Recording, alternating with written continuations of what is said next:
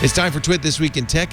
My friend Mike Elgin sitting right next to me. He's in studio. Daniel Rubino from Windows Central. And aloha from Hawaii. It's Doc Rock.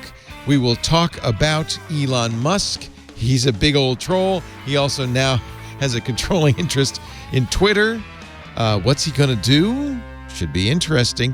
The Worldwide Developers Conference is coming up for Apple. What will they announce? And the Battle of the Pixels on /r/place. It's all coming up next and a whole lot more with TWiT. Podcasts you love. From people you trust. This is TWiT.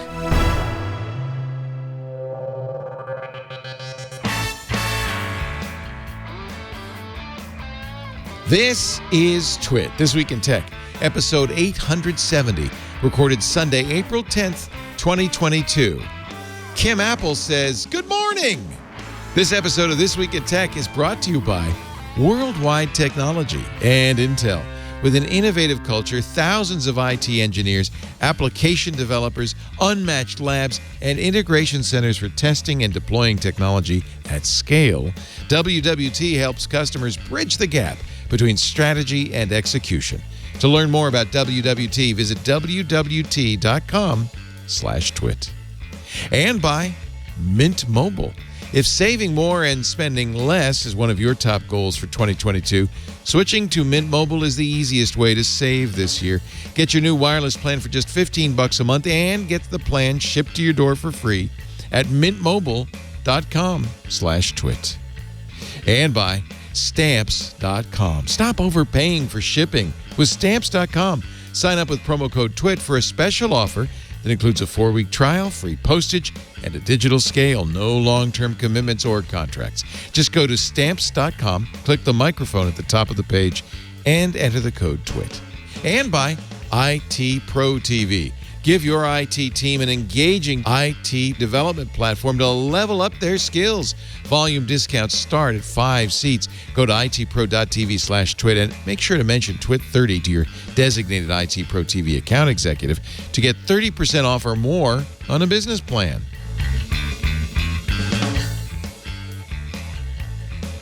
It's time for TWiT This Week in Tech, the show where we cover the week's tech news.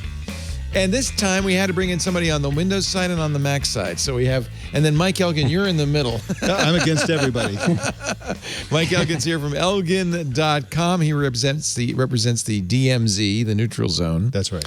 It's great to have you in studio, back from you. Morocco. Yeah, just got back from Morocco after 2 months in Morocco. It was a wonderful trip. Watching all your pictures, of course, Mike and his wife Amira do the Gastronomad adventures, and Morocco was your most recent. So we'll find out all about that in a bit. I see you've also brought a beverage. I have. So we will find out about that in a bit. But let's introduce the guys who can't drink with us. On your left, representing the Macintosh contingent, Doc Rock, youtube.com/Doc Rock. Hi, Doc. Thank you. I am very Mac heavy, but I am actually bisexual. Have been bisexual since the very beginning of time because I have a CNC and a laser machine. So you have to be bisexual. Yes, but I am probably about 90% Mac side. So. I pretend that I use Windows. You're bisexual, Yeah, okay. curious. All right. It's not my favorite thing in the world. Daniel Rubino uses it joyfully, doesn't he? From Windows Central, he's executive editor over there. I do. Or, see, I'm starting to think Paul Thurrott is using Windows because it's his career, not because he had a choice. You know what I'm saying? Yes. I think that does kind of feel accurate as well. I don't know. It's hard to choose Windows these days.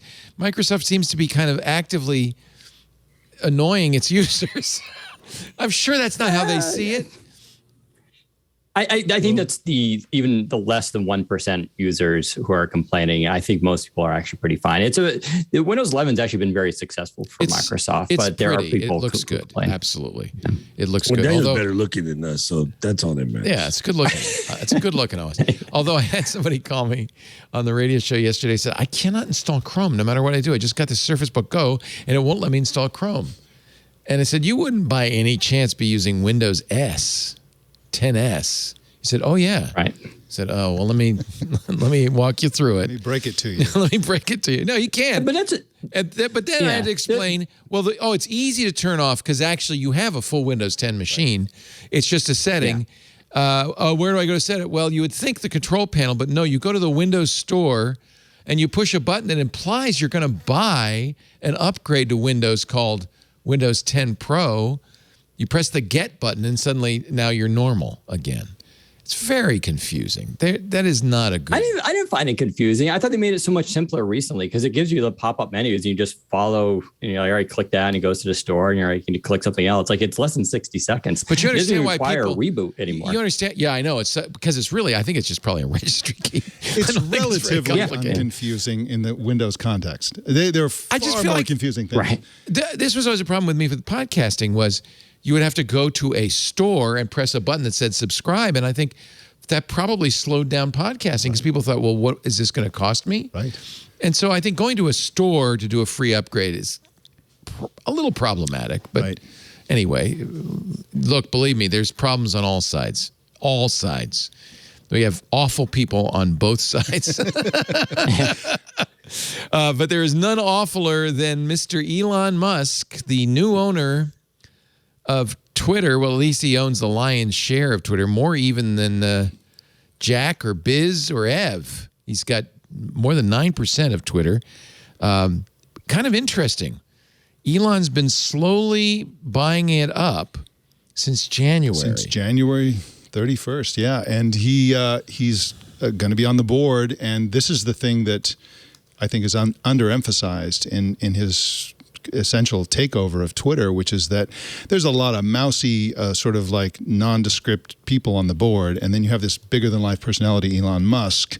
And he's just going to be running roughshod over the board. He's going to, and this is my biggest fear, actually, that he's going to use it as his personal plaything. He's going to mess around with features. He's going to use it to troll the SEC. He's going to do all these things that are for him personally. I don't know that he's going to do that. There's no evidence, but I just feel like why else would he want to be so involved in Twitter suddenly as a company? The information even said, oh, just go ahead and do it. You know, you're going to make him the CEO. It's not unprecedented. The dead giveaway was him saying, oh, I'm going to bring out the edit button. And then Twitter had to go, seconds we've been later talking about this for years. Relax, people. and we're going to do it. They were kind of, I think, Agrawal, the CEO, the interim CEO of Twitter, I think was at pains to say, oh, no, this wasn't because of Elon. But it was right after Elon's poll. He's not stopping there. Look at Elon's Twitter. It goes on and on and on. Here's the most recent. This is from Elon, the fourth grader. Should we delete the W in Twitter? And there's only two choices, yes or of course. By the way, yes is winning. That's obviously jokey, but then you have to wonder, how much of this is jokey? Convert Twitter's SF headquarters to homeless shelters since no one shows up anyway. Now, if you're on the Twitter team, if you're an employee, you might, I might say that's a joke. You might say, uh-oh. Right. Well, he does extreme things. I mean, he really does them with his other company. I don't think he's going to turn it into a homeless shelter. No, but it could be a shot at people who aren't working from home, right? Right. But again, I think that's what it was. Yeah. It's the whole idea that he's kind of upset that people aren't showing up, for their work from home, because a lot of companies are obviously refining their policies now. I find the problem with him is there's no repercussions for his actions, and that's what happens when you're very wealthy. You have a lot of power. A lot of people on Twitter, follow him and respond to him and want to be part of his orbit.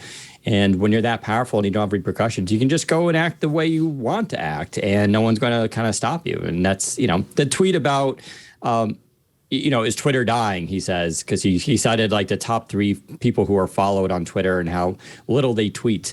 Right. And anyone who knows anything about social networks realizes that's not how you analyze a social network in terms of growth, which is monthly active users and monthly active growth and new subscribers, how Twitter Blue is doing, all this, there's all these other metrics that he could be using. And instead he comes from this other angle. And it's just so this is going to be the person in, not in charge, but, trying to run the show here. It's just kind of disturbing. Let's be clear. Elon Musk is a Twitter troll, and all this stuff about him joining the board and buying, the money he spent to buy up $3 billion, 9.2% of the company is nothing to him. I mean, it's less. What is it? 1%? It's about 1% of his total wealth. It's really nothing, and it greatly amplifies an already amplified Twitter account. By the way, the stock price went up 27% when it was announced that he had purchased this amount, and he could have just sold it and made $1 billion. Right. But I mean, as Dan was saying, that there's all these metrics that you normally use to judge the impact of a social network. But the one that especially applies to Twitter is the fact that all the media is on it, celebrities are on it, Justin Bieber notwithstanding, who's only here's the tweet. Top 10 most followed Twitter accounts. Most of these top accounts tweet rarely, post very little content. Is Twitter dying? Barack Obama. Well, he's not president anymore. Justin Bieber. I don't know. Katy Perry, Rihanna, Cristiano, Taylor Swift, Lady Gaga. Elon Musk is number 8. He's tweeting to make up for the top 7. Narendra Modi, the premier of India, and The Ellen Show. But he says, for example, Taylor Swift hasn't posted anything in 3 months, and Justin Bieber only posted once this entire year. But is that a problem? I don't know. The problem is that all these other people who don't tweet have more followers than he does, and that's the problem. Oh. They're also just, they're in their PR accounts, right? These are accounts that are run by PR agencies. It's not like Taylor Swift's actually on Twitter. Maybe she is. I might say there is a problem because anybody smart like Taylor Swift who has to manage her reputation carefully is probably reluctant to tweet. Nothing good ever came out of a tweet. Elon's the poster boy for that. So maybe what he's saying, Twitter's dying in the sense that people are reluctant to use it because of trolls, mischief, all sorts of stuff that can happen when you tweet, That's a very positive outlook. I would love that to be the case. The funny thing about Twitter is everybody uses Twitter. A lot of us use it for our job. Mike was, accurate, right? It's a lot of news and media journalists. We have to use it. But then everybody seems to also hate Twitter. And so it's this weird thing. Everybody hates it. Half the people want an edit button. And now they're finally getting an edit button. A lot of people are upset that there's going to be an edit button. A lot of news people are upset about it. And it's one of those things no one's really happy with Twitter. I'm not sure how to solve anything on there, with the harassment. It's if you want to address harassment, you have to talk about what a lot of people call censorship, but I would just call rules of the platform and, terms of service. So those two things collide. So I don't know, Elon Musk, if he wants to control, trolling and everything like that, you're going to have to put regulations basically on the platform, more in the terms of service. And that's something he seems very adamant against. So I don't know how this is ever going to get better, to be honest. I fear that he will unleash the trolls out of a sense of free speech or whatever. That's how this all started. Was is there such a thing as free speech on Twitter? Right. Maybe we should start our own social network. And then it was revealed after he tweeted that he had already bought. Now, by the way, this is not a controlling interest, but no one has a controlling interest. It is the largest single shareholder by a long shot. Right. Jack Dorsey only has 2.2%. So he I don't know how it works in corporate governance these days, but having 9.2% of a company is a significant thing. It depends also on the shares, right? Because there's different levels of shares. I know Google does this where there's a top level share and it's the share that the founders hold. And one of those is worth more than a third level share because due to voting rights, which I think the third level doesn't even have voting rights. And so I know corporations can stack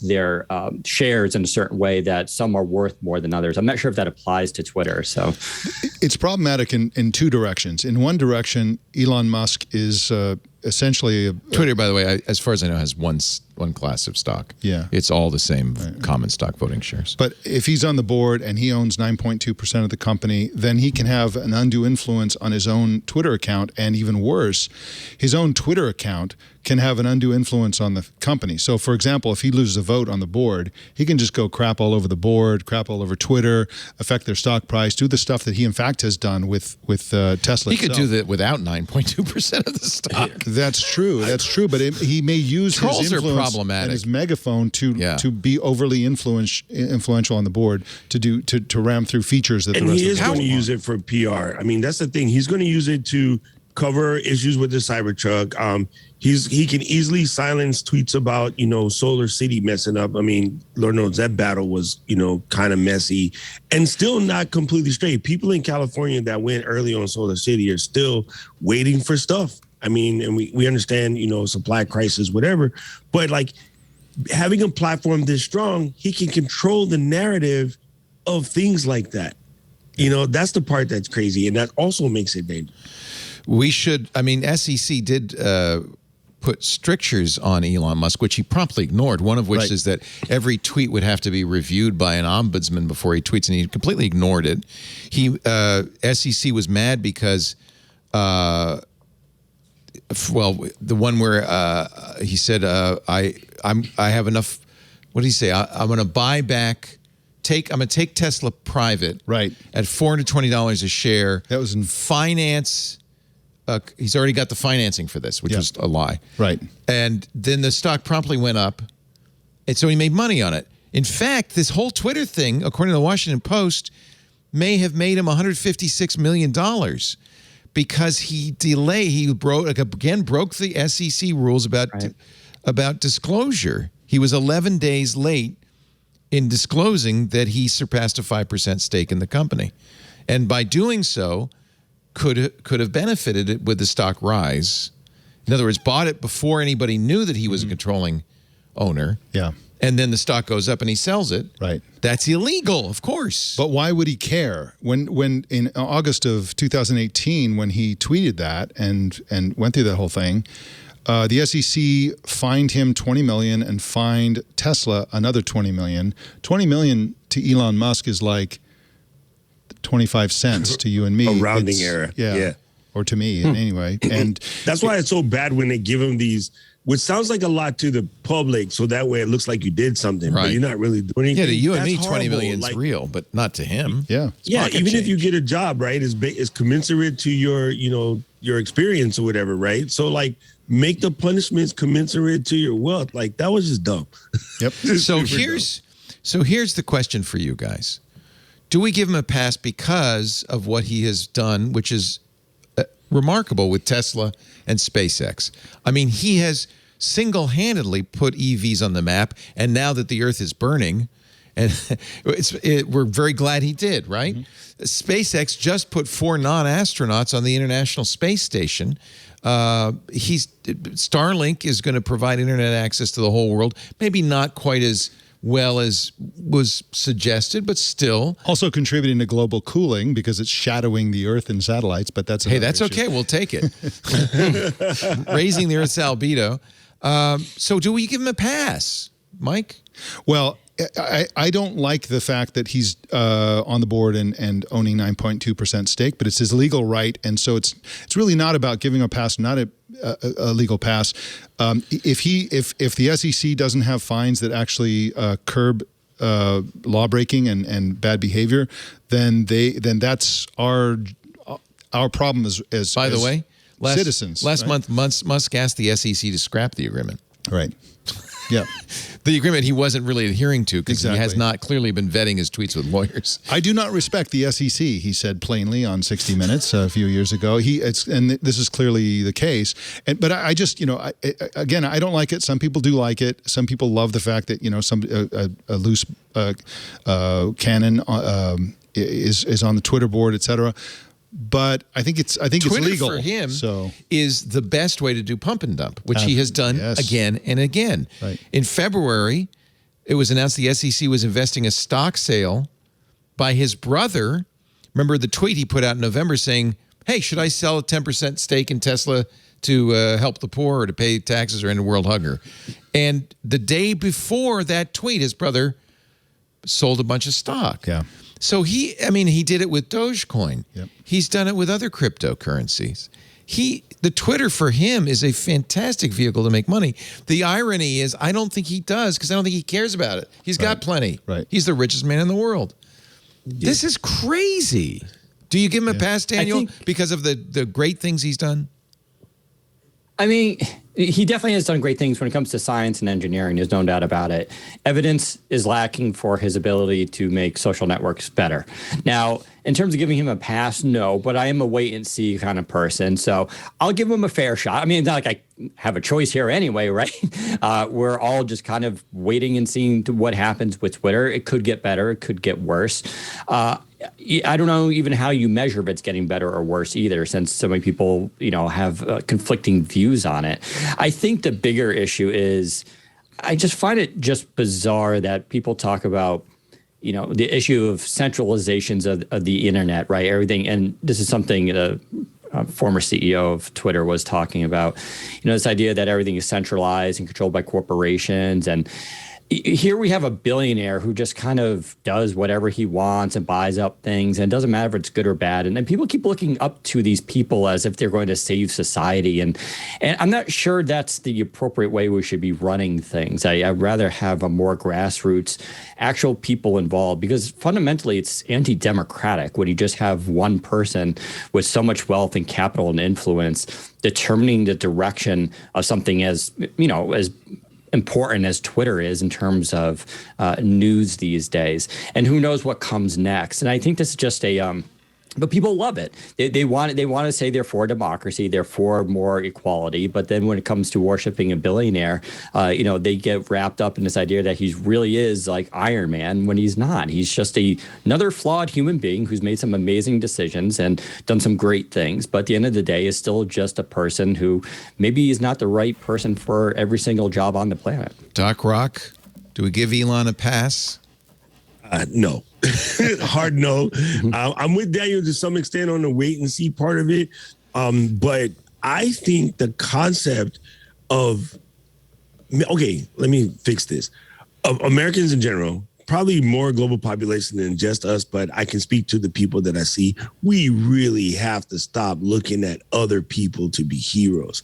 When people ask me who is the most inspirational person to you, I give them the answer that most people hate. I go, me. Why? Because I start worrying about stuff that I can control, right? I'm not looking to anyone else to make the world better. I'm going to try myself. And man, I don't know how good I'm going to do, right? I might be that one splash of red dye in a gigantic pool, but I'm going to try. I don't know any better. I'm going to go in straight foolish. I'm going to try to make it better. And if I did that, and I know you're already doing that, Mike's already doing that, Daniel's already doing that, we could actually affect change. Waiting for one magical person to go sprinkle some, X, whatever I can say, AX33 level dust on the world to make it better, it's never going to happen. We have to take responsibility for ourselves. So I don't want to give them a pass because we've been giving too many people pass enough as it is. So how about we just try to fix things ourselves? It's pretty clear that Elon is exactly your worst case nightmare of allowing people to get so ultimately rich that there's nothing anybody can do about them. Right. And it's, this is straight out of the Marvel Cinematic Universe or DC Comics, where you get this kind of trollish behavior out of a guy who's, what if Stark Industries also, rob banks? I don't know. It's kind of. At least Bezos looks like Lex Luthor. Yeah. Doesn't even look like. I think billionaires are a big problem, and it's dealing. Yes. Now, by the way, if I were on the board, I'd be a little terrified at this tweet from Elon on April 7th. Twitter's next board meeting's going to be lit, and there he is. This is him on Joe Rogan smoking a blunt. Yeah. That is simultaneously horrifying and refreshing. It's bizarre. It's upsetting because you never provide us with weed. So no, but you did bring us some wine. Yeah, it's the next best thing, I suppose. But but I love the direction of this conversation. This is the right conversation.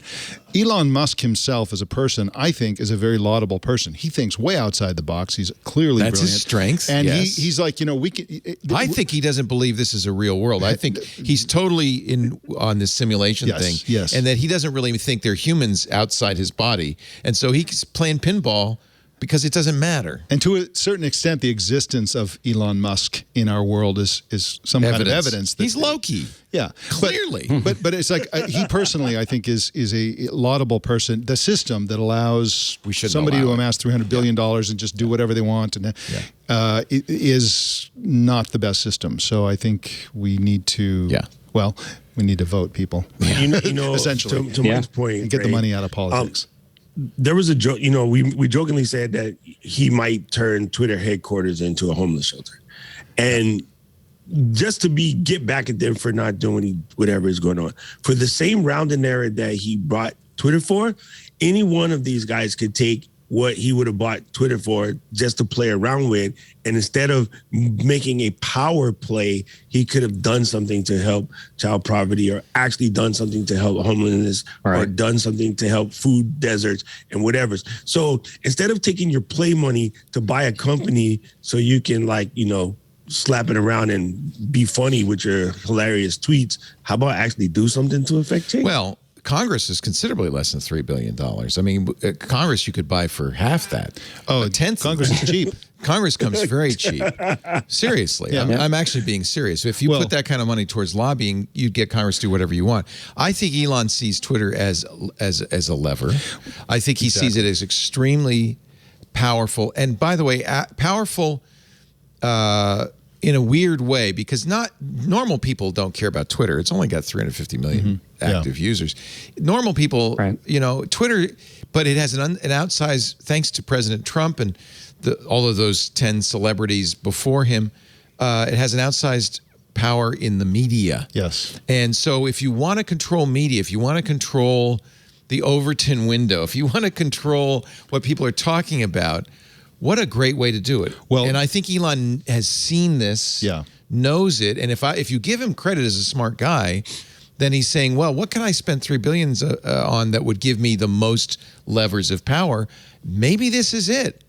I went on a rant a couple years ago on this show about billionaire philanthropy, and my theory is that we shouldn't lionize this kind of philanthropy, because essentially, once you're a billionaire, 1 billion, 300 billion, what's the difference? Basically, you can't, how much money can you really spend, and how much happiness can you get out of additional billions? You can't. So once you've bought all the houses and you bought an island in Hawaii and you have 100 Teslas or whatever, what's next? The only thing left for people like Zuckerberg and Bezos and Elon Musk is influence and power. And so usually they turn to philanthropy to do that. Bill Gates says, well, I personally like GMOs, so I'm going to just blanket the African continent with GMOs. He's done a lot of great things. It's also how you revitalize, as Andrew Carnegie did, how you polish up the reputation. Yes, but and I think that's what Bill Gates is up to. Yes, but to a certain... And then Jeff Bezos buys the Washington Post. Somebody in the chat room is saying, oh, that's even more corrupt, except that he's not really making the Washington Post do his bidding. Right. Elon is this is a very direct, clear path to power. The Washington Post part is an indirect path to similar kinds of power, because, now you additionally have to take seriously what Jeff Bezos says, because he is the owner of the Washington Post.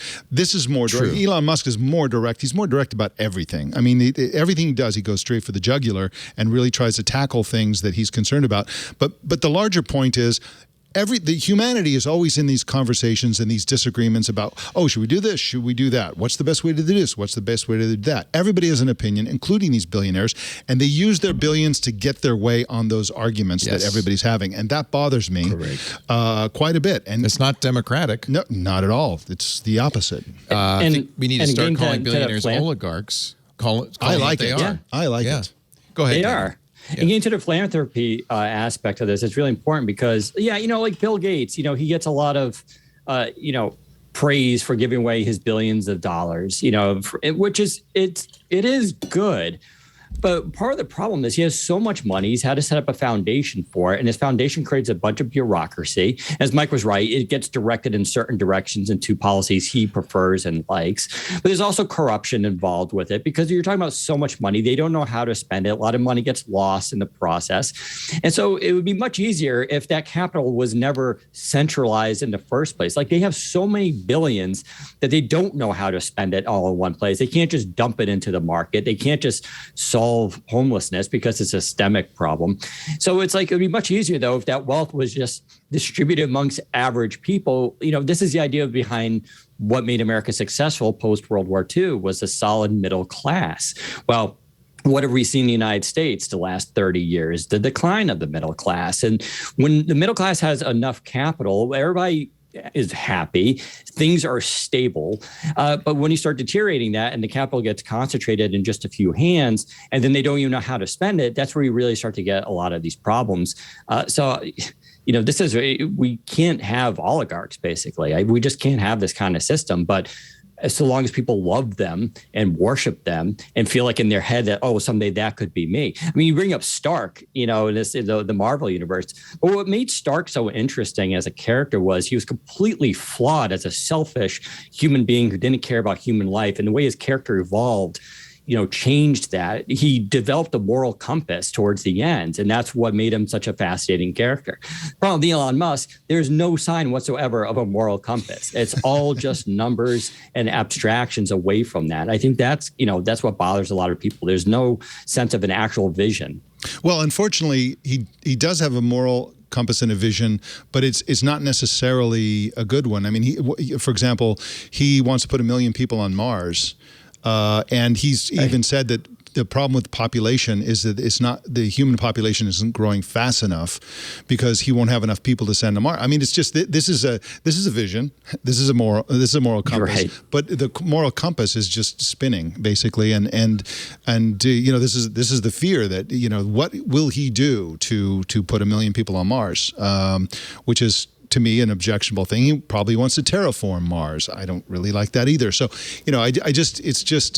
he should have a voice like everybody else, but he shouldn't have, he shouldn't, in my opinion, I would prefer that he didn't control the most important place where people exercise their voice, which is Twitter. Yeah. Actually, the person who should most be afraid is that kid who's tracking Elon Musk's jet. Because the very first thing Elon's going to do is ban him from Twitter. He couldn't buy him, so now he'll ban him. It's just fascinating. It's I feel like we're living in a kind of weird story land. Or a simulation.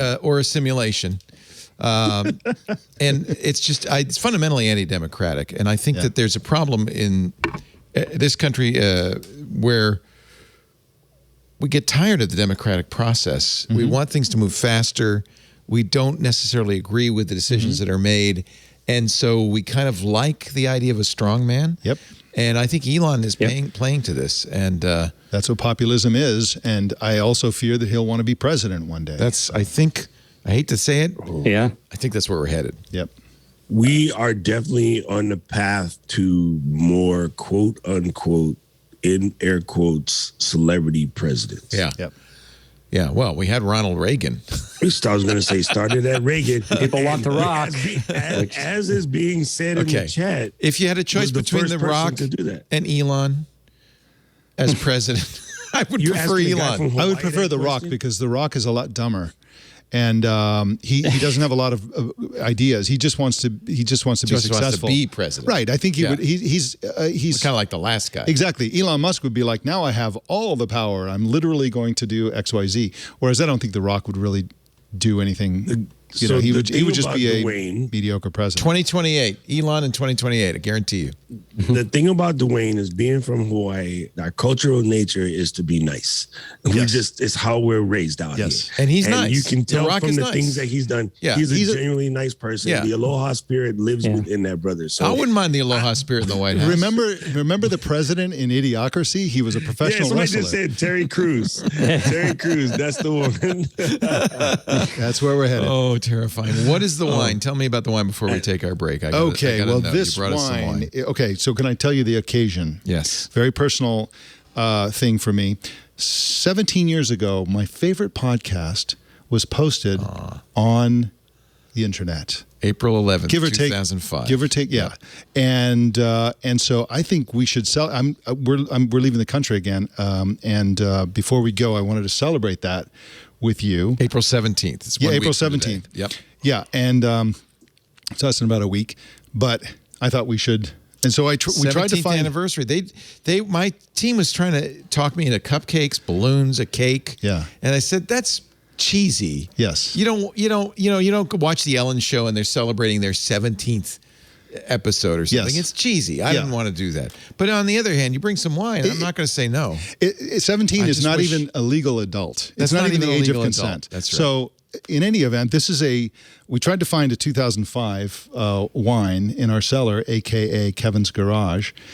The closest we got was 2004. It's okay. He has a hydrogen vehicle, so the garage does not heat up. It's just a little puddles of water. Yeah, that's it.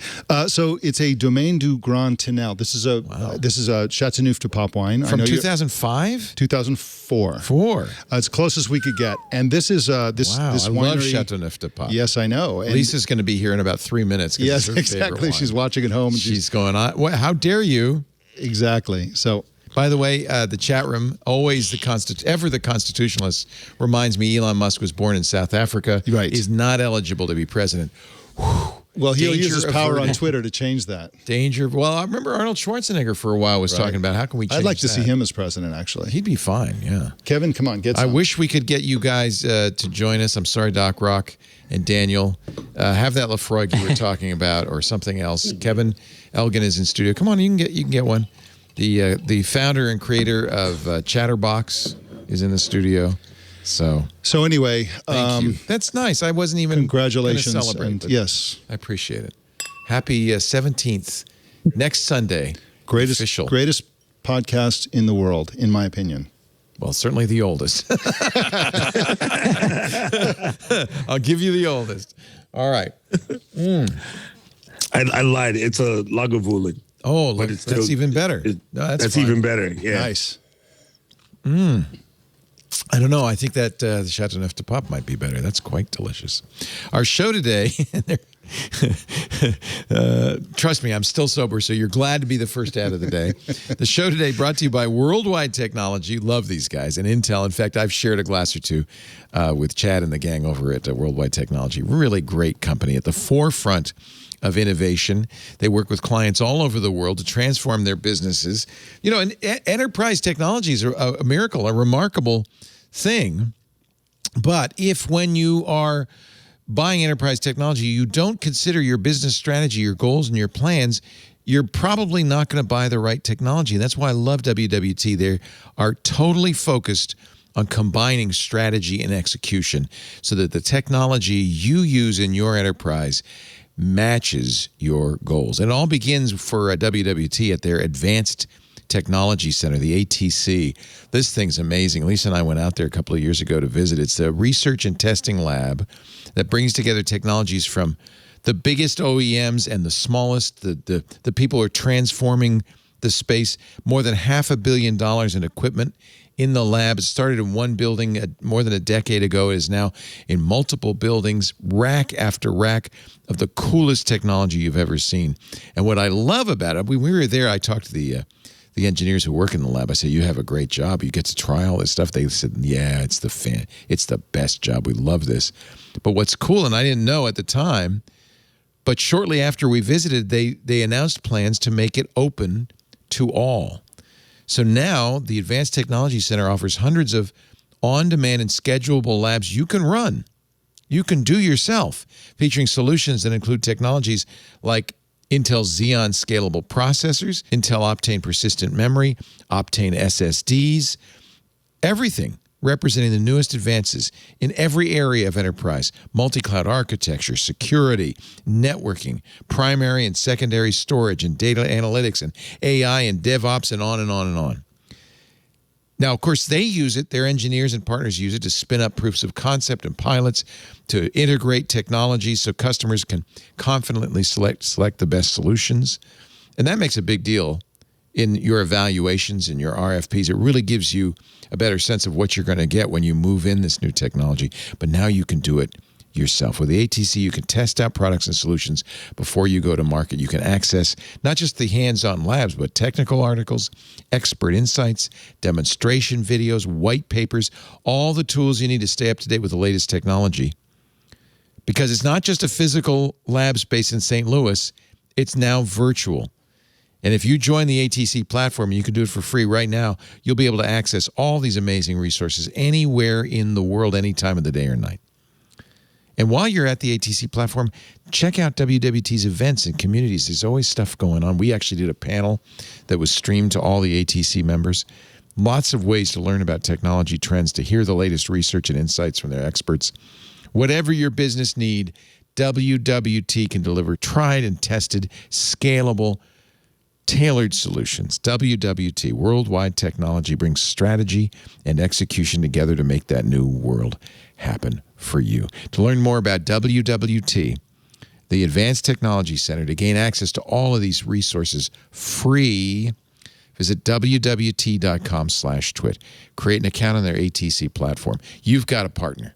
Somebody's really there to help you bring your business forward in the 21st century. wwt.com/twit. Make that new world happen for yourself. wwt.com/twit. Thank you, WWT. We appreciate your support. We've had over 17 years, quite a few stand-up sponsors who've really kind of been there for us, and we are very grateful, really appreciate it. There's another way you can support us, by the way, and if you want to celebrate our 17th, I would love for this to be the best week ever for Club TWiT. Yes. You've been on Club TWiT. You and Amira, we did a great conversation about Gastronomad adventures. Yeah. Club TWiT is ad-free versions of all of our shows, access to the Club TWiT Discord, which is great fun. Yep. It's a community not just during the shows, but we talk about all sorts of stuff from, food and wine to autos and hacking and ham radio, Linux. There's the TWiT Plus feed as well, which gives you access to shows that we don't put out on the regular feed. Things like our Untitled Linux show, the Giz is This Week in Space, and this is another reason we love having the club. Club members kind of made it possible for us to try out This Week in Space, and now Rod Pyle and Tarek Malik have brought that to the public, so it is available to the public now at twit.tv/. It's out of this world. It really is. It is out of this world. We're going to do more shows because we can do shows without advertising support. When you're first starting out, it's hard to get advertisers, so that's what Club TWiT lets us do. It's a great boon to us, and we think it's worth your $7 a month. Can I make a point of Club TWiT and an item in the rundown? Yes. Which is the new research that found that podcasting has a special, people have a special relationship with the podcasters. I saw that story. Yeah. And basically what they were saying is that podcast listeners are, I'm summarizing here, but they're less crazy than normal people. They're less neurotic, I think was the word they used. Okay, let's go with that. It's very clinical. They're not. I don't know if that's true, but they're not raving lunatics like the average like person. They're normal people. But essentially, one of the points they made is that podcast listeners tend to form a parasocial relationship with the host that they like. That's so true. Okay, but here's an interesting point about Club TWiT. With Club TWiT, parasocial means you as the listener feel like you have this close personal friendship with the host, but the host doesn't have the slightest idea who you are. So it's a one-way relationship that feels like a normal two-way relationship to the listener. And this is true. We've all felt that with our favorite podcast hosts. So we feel like we know who they are, especially you've been doing it for 17 years. Yeah. A lot of us feel like we've known you for a long time. I started doing the show, 10, 12 years ago, something like that. But Club TWiT turns that parasocial relationship into a social relationship. Now you're interacting with people on Club TWiT. Instead of them just feeling like you're somebody they interact with even though you don't know who they are, you're actually interacting with people on Club TWiT. And so it's really, that's a different relationship. That's not parasocial, the relationship you have with your audience on Club TWiT. And it's very cool. It's a very intimate space. Truthfully, from day one, the one thing I wanted to do, I knew from being in radio for years and somewhat in television too, that these relationships occurred. You meet people who watch you on TV and they really do think they know you. Right. And it's kind of weird for both sides. Yes. But I wanted to break that fourth wall. I wanted to do with podcasting something a little less talking down to people or talking at people. I wanted more community. And it's always been a challenge. That's why we've always had a chat room. That's why I do talk radio, and it's why we have the club. It's to try to break that fourth wall. Right. So it's a community, not a speech. You're not a member of an audience. You're a member of a community, and that's a hard thing to do. And I hope we're getting better at it. So, please join Club Twit, twit.tv/Club Twit, $7 a month. But you're all podcasters, every one of you. Doc Rock, you podcast. Daniel, I know you have podcasts at Windows Central. So I think you're all aware of that. It's a great medium, and I fear for it, to be honest with you. Go ahead. I was just going to say, I mean, community building is something we've done extensively, going back to Windows Phone experts or Windows Mobile experts back in 2007, all the way up through Windows Phone Central and everything. Like I always made it a point whenever I wrote an article or an editorial or a review to hop into the comments and to talk to people. And I do that on the YouTube channel as well. And it's funny because a lot of people don't expect that. You get the higher tier media out there. They write the review and they're like, I'm done and that's it. And then there's 200 comments, which is great, but the reviewer never has to answer for the things they said. And I don't believe in that. If someone makes a critique of my review, sometimes I may agree with it, sometimes I don't, but I like to go in there and have that discussion because that's how I learn. And I like there's so much knowledge out there, especially from your own audience. And I know you know this, where your own audience sometimes surprises you. It's like, wow, I'm more you've always had these weird experts that pop up. They show me up all the time. And so it's a great resource. I love interacting with people that way. I think I it's really completely agree. Yeah. Some of the best friends are people that I originally maybe met in a parasocial type relationship, disagree with, but they were able to give me information that let me see light in a different way. Yes. And so I've been building my community on a Discord for a minute. I was on Facebook at first, which was horrible because it's just an odd place to do community. It doesn't really flow as nice. But that is my thing. Well, it's funny. My job title, I'm a community manager for a piece of software. So I'm very, very big on community. People ask us all the time, hey, what's the best feature in Ecamm? How is it different from XYZ software? I'm like, our community. It's not about cameras or mics or sounds or none of that stuff. It's the community. That's where everything lives. And one thing, Leo, you always had from the very beginning of TWiT all the way to now, you've always had an amazing community. I agree. Right. Yeah. That's been one of the pillars of it, because you can find any group of nerds to sit around and talk story with you, a couple times a week. But the community has always been on point. Yeah. Yeah. And boy,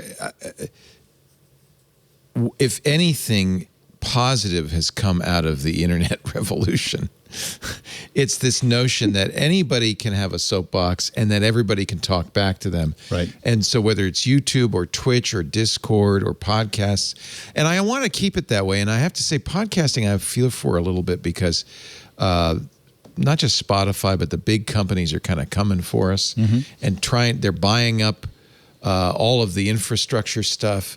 And I feel like at some point, Apple, Amazon, Spotify want to make this theirs. They don't want RSS. RSS is too hard to track. Right.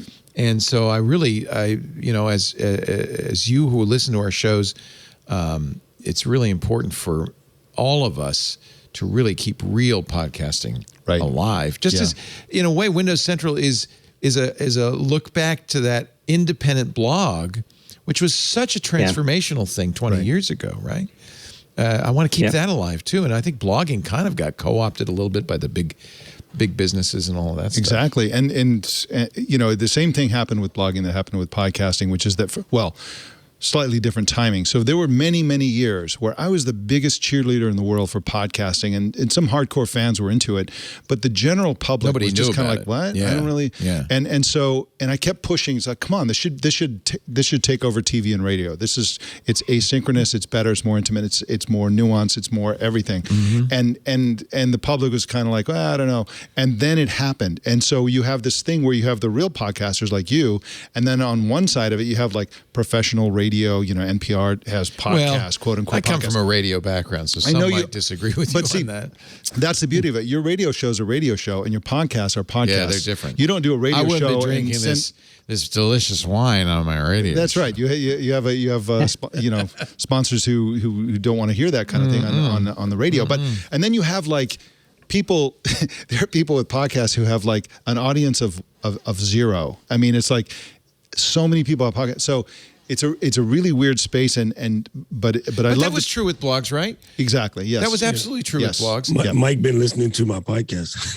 Yeah, but that's fine. If you have 100 listeners who care about you and what you're doing, that's 100 friends. It's a community of 100. That's actually a big community. Exactly. Yes. Doesn't need to be massive. In fact, it's a disadvantage because then it's hard to have. That doesn't bother me. What bothers me is the big companies that have they try to move their podcasts off to some other, Spotify or whatever, or who try to, sort of have, Slate Plus, for example, really bothers me. It's like they give you half the show and then oh, if you'd like to listen to the other half of the show. Yeah, we decided not to do that with a club because of that. Yes. It was like, you mean I don't get the whole show unless I pay for it? But no. Once people see it as this way to make money, they want to make more money and more money. Money ruins everything. And they're going to squeeze it. Yeah. So that bothers me. Yeah. But I love the real podcasts. Yeah, I agree. And that's one of the things Spotify seems to be doing, which is, what they did with Joe Rogan, what they do with every podcast they buy is taking it away from all of the open stuff and making it exclusive. So you have to have the Spotify app to listen to it. And I think in the long run, that's problematic. Advertisers love it because if you're listening on Spotify, they know exactly who you are. They know what you do, for a living. They know where you live. And so advertisers can love that. Yeah. They can buy you specifically. Right. They don't know what they're getting when they buy the show. Well, we just had a great conversation about this on a podcast that I was guest on that's not published yet. So it was cool, though, because one of the things that we both talked about as longtime podcasters, the one thing that's missing is there's no real standard on podcast players, and there's no really good interoperability between players. So back in the day when OPML was trying to be a thing, but there's just way too many players out there that each one can even wreck the experience of all the work you put into producing a good podcast. A bad player can ruin that experience a little bit. So I wish with TV standards, we have, IES, EBU, we have, a certain loudness at full scale regimens that you're supposed to follow, looking at A&E television with the extra loud commercials. You're supposed to be at -23 loudness at full scale. So it's nice and even across the board. That one station is not louder. Somebody needs to help generate a certain amount of standards so that everything comes off. I'm against that. For you. I like it. It should be a mess. Messy's good. No, I'm serious. Messy's good. There's a movement, podcast 2.0 movement you might have heard about from Adam Curry's kind of behind that, which is he's got interesting motivations. He's trying to create a podcast directory that is not censored. That's job one. But then they want to do kind of new RSS features and so forth. And I'm just against too much. I don't want top-down anything. Right. We can't go back to RSS. Remember having the hand code those suckers? Oh, that's fine. I enjoyed it. Podler and Pair and these other things. I did it by hand for a long time. Yeah. But I don't want too much top-down stuff. I think democracy is a good thing. I guess that's kind of related to our Elon Musk conversation earlier. Too much power consolidated in too few hands is anti-democratic. I'm against it. So let's not have any rules. Let's not have any additional standards. We have a good enough, simple standard that works well enough. Find the podcast player you like. You can listen to your show, Doc, and all of our shows on any podcast player, right? I mean, And I think the one thing that is cool, and I think a lot of new people, like Mike was just saying, so many new people, right? Which in my community, we call muggles nicely. The muggles don't know that you can go through 7, 8, 9, 10 players until you find one that you really like. And that's okay, right? Oh, they'll figure it out, I guess. I think a lot of people just use what stock that they came with or had the nerd in their family set them up, and they don't, go through. Well, one of the reasons we have a website and we stream is for people who don't want to have a client. Right. You just go to the website and click a link. Somebody mentioned that in the chat. The one thing about clients is it'll fill up your device real quick. Yeah. Because you're downloading all these podcasts that you don't. Yeah. Stream. So streaming. I like streaming it better. I think to some degree, this whole conversation about Web 3.0 is a very related conversation. Yeah. And I think it's the wrong direction. I think it's also more centralizing, not less. Right. It's Andreessen Horowitz, the VC firm that's really pushing Web 3. They're saying, it's decentralized because it's built with blockchain. But it's not. Right. NFTs aren't decentralized. Everything goes through OpenSea. Right. This is the exact opposite. It's centralized. They're waving the populist flag again. in order to control something that they can't now control. Yep. It's weird when the powerful people with all the control are like going to set up a decentralized. Yeah, right. Because that's traditionally not how that stuff gets set up. It starts off at like developers and just regular people start building out something. Like the original aspects of the internet became that. So I always am distrustful when very powerful people are like, oh, we're going to decentralize. Like, why don't we just decentralize everything, including your power, and your influence with money? And like, oh, well, they can't do that. That's too far. I don't know. I'm very skeptical of the Web 3.0 stuff. That's just not how this technology is, or these systems are supposed to start. So grassroots. Yeah. Grassroots. Regarding podcasting, though, the way podcasting currently is that it's about the content. It's about the hosts. It's about the content. It's about what you hear and see. And any innovation is going to be, we'll have a button that does this, and we'll sort of have other. It takes it away from just having it be pure content. I want to go on a long walk. I want to sit, play, and I want to listen to the podcast in reverse chronological order of the ones that I subscribe to. I don't want any algorithmic meddling. I don't want any sort of special features. Yes. I just want to immerse myself in the audio and the content, and you can't approve that. Yeah, Mike, that is so true. The only thing I do differently is for people who talk really slow, but they got great content, I do hit them on like you 1 like and a quarter or 1 and a 5. But other than that, I'm with you, Mike. I like to just get in there and immerse it. But there's some guys who make great podcasts who just talk They're slow. talk. I'm like, my brain don't do that. I'm mostly because of Lagavulin 16. I'll tell you a secret. I would say more than half of our audience listens at 1.5 speed. A lot, and when they meet you, they go, "Boy, you sound drunk." Yeah, exactly. Oh my God! But Andy at 1.5 speed. Andy at 1.5 speed is like, whoa, that's way too much. You got to slow Andy down. Andy and Akko, yeah, he probably shouldn't be 1.5. Right. Lisa won't listen to a book. I don't understand it. She'll play her books for me, or a podcast, or any audio content. It's always at 1.5 at least. And I go, "How can you listen like that?" Books I want at regular speed. I like listening to the podcast that I'm on at 1.5. I sound so much smarter and sharper when I'm talking fast. So it's true, very true. WWDC, Apple has put out the announcement. The invites have gone out. It will be online only, which kind of surprises me. What do you think, Daniel? Is Microsoft starting to do? Is Build going to be in person? I think it is, isn't it? Build is happening. It's actually not in person. It will be again virtual this year. E3 canceled. it's probably not because it's of COVID, but because it's failing. It's because it's over. They said we'll be back next year. But I was surprised. Apple says we're going to have a select few in the audience at Steve Jobs Theater, which means they'll probably do a live stream. Call it Bring Your Developer to Work Day.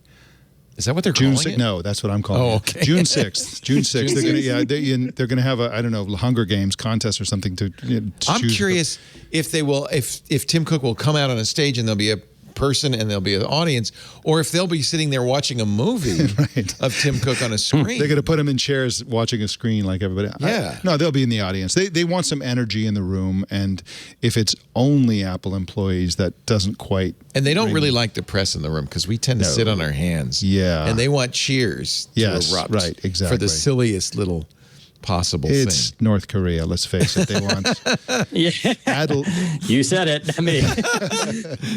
And now, ladies and gentlemen, Kim Jong-un. Good morning. No, that's wrong. Kim Apple. Kim Apple. Oh, that's a good name. Tim Jong-un. Kim Apple. Kim Apple from now on. Yeah, there's a show Tim title. Jong-un. Kim Apple. Kim Jong Apple. Is Microsoft not doing any live yet? Have they not announced any live Ignite or anything? Nothing yet. Nothing. Like I said, Build is May 24th through the 26th, I believe. It'll be online again, which is convenient for a lot of people.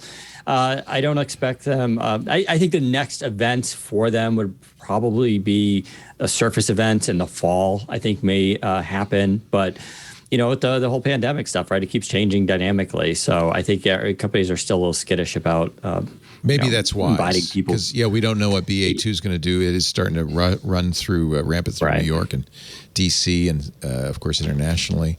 So, maybe it's wise. Google said we're going to do Google I/O, their developer conference, mostly online, but I think there will also be some in-person stuff. Online is good I think online's great for many of us because remember they used to have to have lotteries for things like Build and WWDC.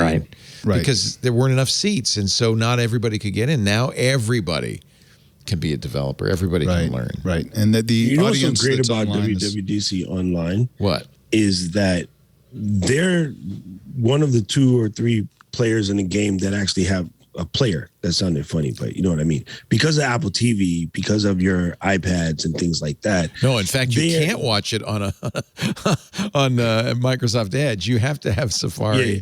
So having a legit player though, like because I watched a lot last year from my Apple TV, and having the app and everything just that's a nice way to do it. Yeah, made the experience so good. Right now we were live, tweeting and yelling and screaming and saying weird stuff and whatever as we tend to do during keynotes and things like that.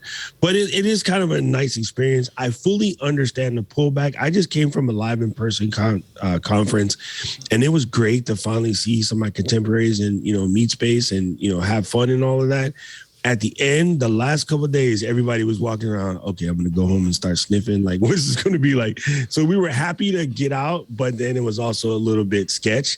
So that's what you miss though, is that face-to-face hands-on. 100%. There's a certain amount of benefit to that if you're a developer talking to the person. Come on. Well, part of it's social, but there's even value to hands-on. So I don't know. I have mixed feelings about it, but I think it's probably prudent to be the problem with the Apple events is that the hands-on portion is not that hands-on. They shuttle the press into a special room where you mostly looking at stuff through glass. I know me. I'm on the blacklist too. A long time. It's alphabetical, so I think I'm ahead of you on the blacklist. But basically, they whip you into they whip the idolizing. They only invite the pro Apple press. Then they whip them into a frenzy. Then they send them into these rooms where they can maybe touch, maybe just look at close up the products they announced, and then they're gushing about it. Everybody's saying, "Look at me, I'm at the Apple event." It's access journalism of the worst kind. And really, if Apple does have in the future, a year from now, 5 years from now, if they do have a live audience, the purpose of the live audience will be to enhance the quality of the streaming presentation, because essentially the audience is a prop to show excitement for what they're talking about. It's also traditional, back in the Steve Jobs days, the whole Apple event was an event. I mean, it was a big deal, and the audience, people in the audience wetting themselves was part of the Apple thing. You know what I mean? It's like getting so excited about these products. And so to the extent that they have them, it's all about the stream now. It's all about the stream. If they have a live audience, it's to enhance the stream. If they don't have a live audience, it's because the stream is the only thing that matters. So it's really the larger world that Apple cares about. Microsoft did have an event this week, the future of hybrid work. Was that live, Daniel? Did you go to that? No, that was streaming also. It wasn't in person, but it was online. Panos Panay. Did not announce any new products, right? No new products. There's a focus on what is coming to Windows 11, how the company is trying to meet the needs of businesses as well as remote workers facing this new hybrid work model, and what they're doing to Windows 11 to make things better, basically. I love it because I don't know if you know this, Leo, but I have a relatively newish newsletter with Foundry. It's weekly. Oh, I didn't know that. Called The Future of Work. Oh. And it's all about this kind of stuff. And I just was crapping all over the hybrid work concept. Right on schedule for the Microsoft hybrid work event. Would you like to hear my prepared statement about what's wrong with hybrid work? So first, what is hybrid work? Hybrid work is the idea that, so you have working in an office, the old-fashioned model where everybody goes into the office every day and works. That's one model. There's the remote work model where people are working from home, or they're digital nomads, or they're working in some far-flung place. And then the hybrid work model is like, oh, okay, we'll have either some people coming into the office and other people not, or they have people coming to the office 2 days a week or 3 days a week. We might have this thing called hoteling, which is there's special software for this, where you go and you check in and you're assigned a temporary desk. Desk. All that kind of stuff. And so My beef with the hybrid work idea is that it's this thing that companies think is a panacea. They don't want people working remotely. They won't want them working in the office. Right. And yet the employees are like, there's no way I'm going to just work in an office again. The hot desk is the worst of both worlds. Yeah, exactly. Well, hybrid work is the worst of both worlds. There's all kinds of problems with the hybrid work idea as a panacea. I think it's so. Why are we doing it? Because the companies real estate can't get what they want. They already bought this office space. Is that what you're? That is, by the way, the conspiracy theory is. But they own all these buildings downtown. They got to do something with them. Yeah. But they could sell them, Daniel, or cancel the lease. Some of the tech companies are... They don't have to keep them. Right. Some of the tech companies are buying up real estate left and right, which is like kind of curious. Sure. That's WeWork. It's going to be huge any day now. Yeah. I love your your illustration of the great return to the office.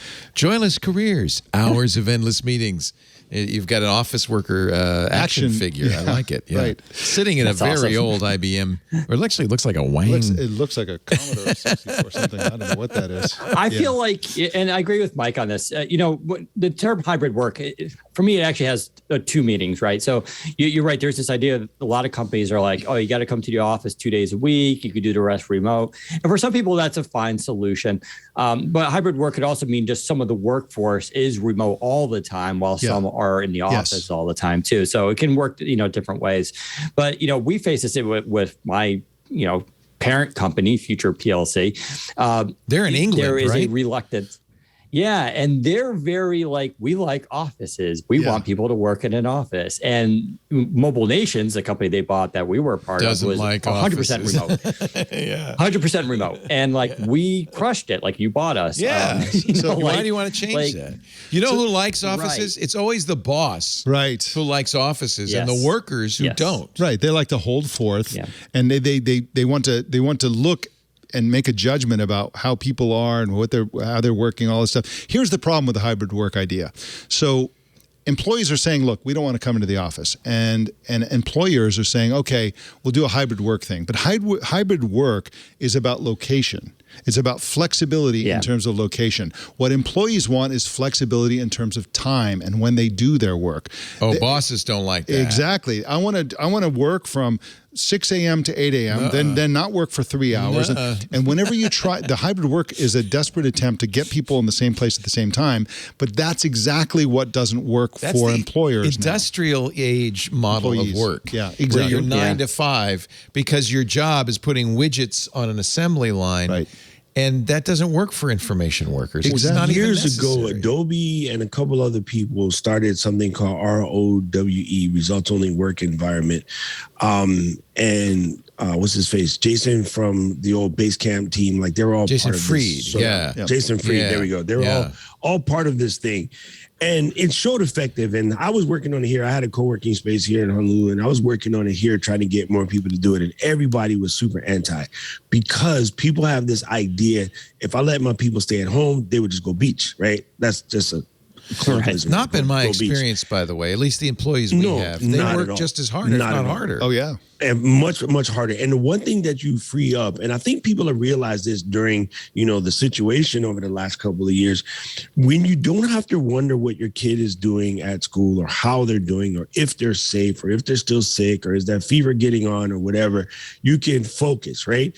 And so a lot of times to be able to just walk over into the bedroom and peep and see that they're getting their study on, doing their thing, and you can go back to doing your thing, it's fine. The people who didn't like it were the people with bad kids. That's a parenting thing. That's not my fault.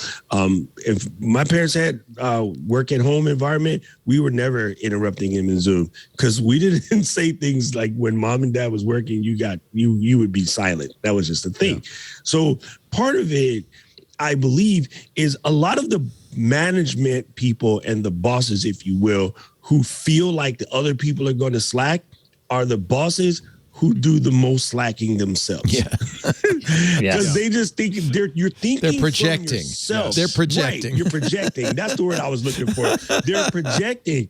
And it's like people, it's always been stated, if you let people be people, they will normally do fine. When you give them the opportunity to be stuck between, I don't trust you, so I'm going to lean on you, they will do things to see what they can get away with because that's the test. And proof of this in upstate Washington, a lot of places here, they have these stands, right? So you can go to a vegetable stand in Maui and all the vegetables there. There's a bucket. You pick up what you the pick money. Up, you put your and you dig, and nobody's jacking vegetables. I'm sorry, they just don't. I did that once for Halloween. I was hoping I wouldn't have to hand out candy. I put all the candy in a bucket, and the front door was gone in a minute. So I don't know if that works. Maybe it only works in Hawaii. Well, actually, that Maybe a sort of thing maturity works issue. that stuff is all over Petaluma. People have like butter and eggs farms and stuff like that, and you just walk and put money in the jar. For farms, for some reason, maybe because you kind of know how much work it's went those into darn it. teenagers, those kids on your lawn. Paydays, payday bars. I didn't put any money into that. The Babe Ruth. I didn't work You know, hard for the those. funny thing, Mike, and I know you're joking, but the funny thing, if the teenagers are bad, whose fault is it? Well, yeah, that's true. Yeah. So You this know what I mean? We gotta put it ROWE, results only work environment. Obviously, it doesn't work for everybody. It only works for people who have a deliverable that you can measure. Yeah. Like our editors, for instance. They either get the job done and get the stuff out, or they don't. And we don't. Right. They can work from home if they could. Right. I mean, they need the hardware and stuff, but we've set it up so they can work from home. But then there's kind of information workers. And Lisa says this, and I kind of agree with her. There's certain people, like people in marketing, you want them in house because there is a kind of creative and marketing types. People who are drawn to marketing are the kind of people who. Exactly. I remember working in magazines. Used to edit magazines for a living, and there was always this huge cultural and personality gulf between the ad sales people and the editorial people. Editorial people wanted to do everything on email. The ad sales people always wanted to have a call, right? Always on the phone, always talking, always social, always meeting. And the editorial people wanted to be in their own office, like, you know, and all this kind of stuff. But let me tell you something about this deliverables thing that I discovered in Morocco, which was really kind of fascinating. So Morocco... You just came back. Just came back a few days ago. Just did a Gastronomad adventure in Morocco. Exactly. There's a product that's grown only in Morocco called argan oil. I love argan oil. It's amazing stuff. Yeah. But it grows only in Morocco. There's a little farm in Israel and some other country, but basically it's indigenous to. I had a never part heard of Morocco. it. We were in Tangier. We bought some. It's amazing. And it was like, oh my God, this stuff is the best oil. It's like a miracle ever. oil. Yeah. So they roast it for food, and then the non-roasted versions for cosmetics is totally blowing up for cosmetics in the last couple of years and so on. But we went to an Argan, women do this work and they have these cooperatives. So we went to this women's cooperative for argan oil, and guess what, Leo? All the women were working from home. So the way they process the argan oil, they've got a deliverable. They have exactly. So they crack the stones with a rock. It's very hard to do. I bet you it's labor intensive. It's labor intensive, but they sit on the floor on a rug, and they crack the nuts individually with a rock between a rock and another rock, and then they separate the seed out, and then so what they're doing is they deliver the uncracked seeds to their homes. Then in their own time they crack them, and then they bring the cracked seeds back to the factory. Wow. So it's not about information work. It's about when you can measure the deliverable. It can be anything. Did Adobe have success with Row, Doc Rock? Did that work for them? Oh, yeah. A lot of companies went that way and started that way. And I mean, look at me. I'm in Honolulu. My company is in Massachusetts. We do perfectly fine. But I agree with Mike because I'm in marketing department. What do we do every day? We huddle on Slack. And that's our thing. Like, we have a good time because we get to hang out. And I go out of my way to try to visit Mass twice a year just to come in, not from the hybrid thing, but just to connect with the team, you know, have dinner with the crew, things like that. I did want to tell you, if you haven't seen it already, this is probably like 2 years old. Fantastic video from Business Insider about why argan oil is so expensive and it's so labor intensive in hand. But oh my goodness, it's awesome. It's very, very awesome. And I should point out, I use argan oil every day for the beard. Yes, if you think he has a sleek, beautiful beard, it's because it's argan. Thank you for argan oil. 100%. I'd never heard of it. I thought we were getting scammed because we went to the Medina and there's a guy who specialized in argan oil. You might have been. So they cut it. They cut it in the Medinas. The pure stuff you get at the cooperative. It's just like heroin or anything else. But basically, do they put baby laxative in argan oil? Who knows? No, basically it's. No, I know if you go to the store and look for argan oil, 3%, 2%, yes, 1%. It's not whole. Right. But oil. one little factoid. You've seen the photos of the goats in the trees in Morocco, right? Yeah. So what they do is the goat herders work with the argan producers, and they have the goats go into the trees and eat the argan seeds, and 60% of them they spit out, and 40% of them they go out the other end. Really valuable. But either way, it softens the shell, makes them easier to crack. And so a lot of argan oil has actually both ends, been processed by a goat. Oh my God! And the goats are in trees. Yes, they actually go up in the trees and eat them directly from the trees. And it's only in a specific part of Morocco. Wow. It's near Essaouira, between Essaouira and Marrakesh. There's this argan area, and that's the only place where it grows in the world in any significant amount. I can't believe Doc Rock knew all about argan oil. Well, you saw his beard. Man, that's what you got. Man, you got to keep the beard, and plus, that's how I stay looking young. Like, I still look like a teenager. So the whole time I had it, I was putting on my cuticles on my nails. It was great. Yes. And I have not found anything as good as that. Good. Well, Moroccans eat it for breakfast. It's the most amazing thing. They grind argan seeds with almond oil and put honey in it. Those 3 ingredients, and they dip bread into it. And it's the most delicious. Yeah, I love Moroccan food. We have a restaurant here. It's so good called Kanzaman, and they have the best Moroccan. Is that where couscous comes from? Is that couscous? Well, it's from the Maghreb, so Morocco, Algeria, and Tunisia. Essentially, it's basically where the Berbers live. The Berbers. It's a Berber food. It's a Berber food. They make dope carpet. Yeah. Yeah, dope carpet too. Oh, Gastronomad.net. Look at the Morocco experience. You're going to be just back from the one in the spring. Now you've got 2 in the fall. One this year and one next year. Yeah, the fall this year sold out. Sold out. Sold out. Man. But next year is not sold out. And this is the longest Gastronomad you do. It's a 2-week experience. 2 weeks. Yeah, because you move around. We go to Chefchaouen, Fez, Marrakesh, Meknes, which is a wine country. We go in the desert. We go to Essaouira. Nice. So it's a really glorious experience. What fun. Yes. What fun. And I know all these people. Yes. Who are testimonialing. Yes. Yes. What fun. So what did Apple and Microsoft, what did Microsoft announce at this hybrid? It's actually smart of Microsoft to say we're going to help you with hybrid work, because it is challenging for a business. Well, everybody's how struggling to handle with this. it. They were struggling with it. We're doing hybrid too. Some of us are here. Yeah. Some of us are still at home. So did Microsoft offer anything of value, Daniel? No. Just kidding. Thanks a lot. Well, there it is. Yeah, probably one of the more interesting things one of the more interesting things I think they did was in Windows 11, they're building in, like if you see my background, it's blurred, right? I'm using NVIDIA GeForce, specifically NVIDIA Broadcast is blurring so you need my a lot background, of hardware to do that. And actually he's doing it very well. Like your hair, I don't see anything. It's we call it a key in broadcasting. It's a very, very good key. Yep. Much better than you get from Zoom or Google Meet or any of that stuff. Yeah. Yeah.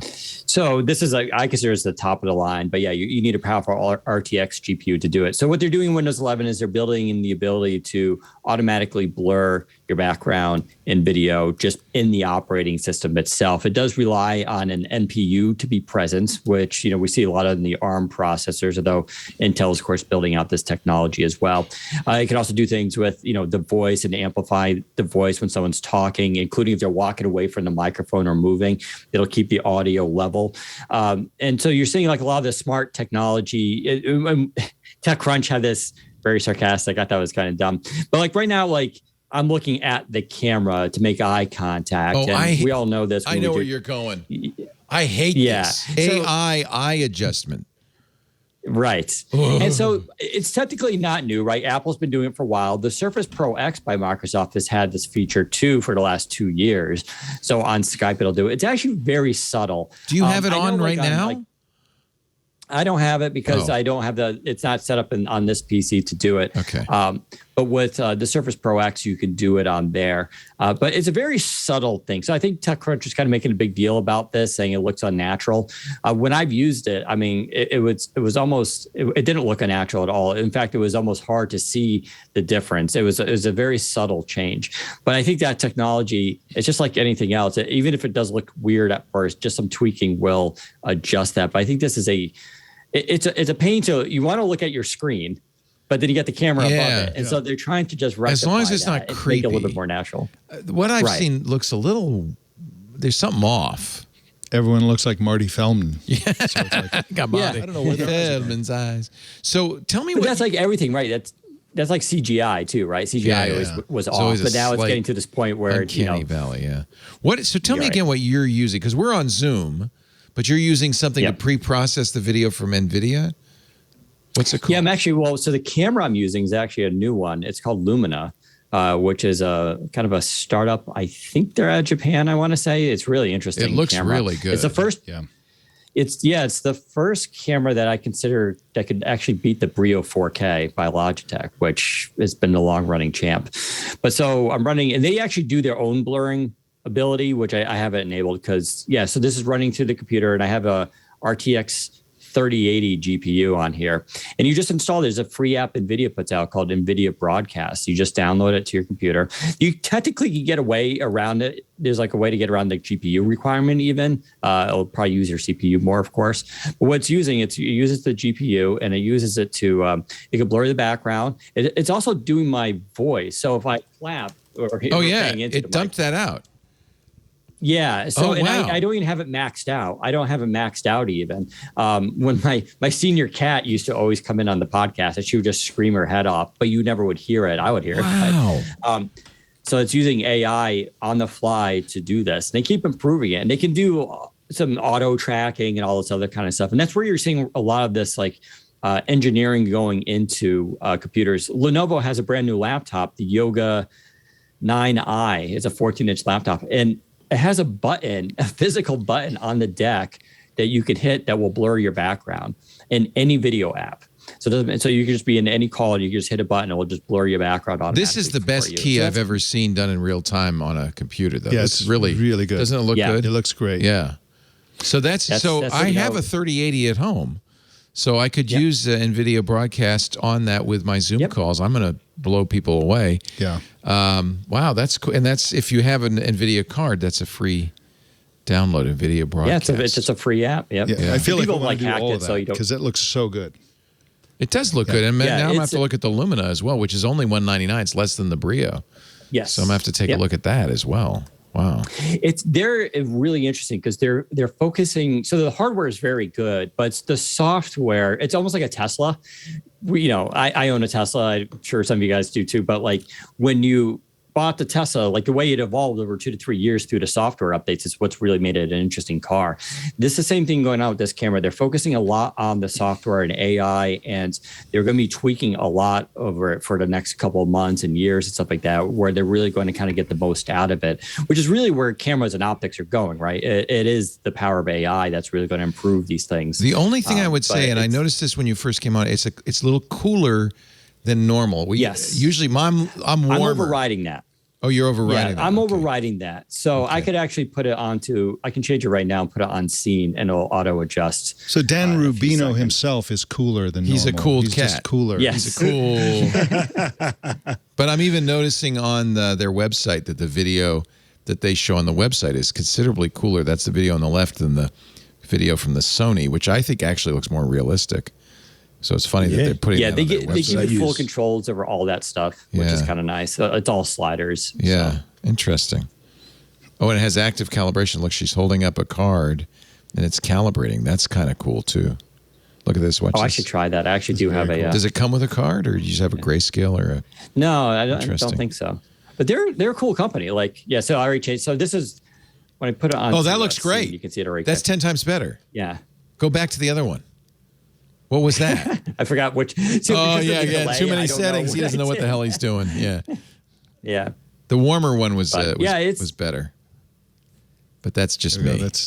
That's just me. Yeah. So I don't care. You can be as cool as you want because you are too cool for school.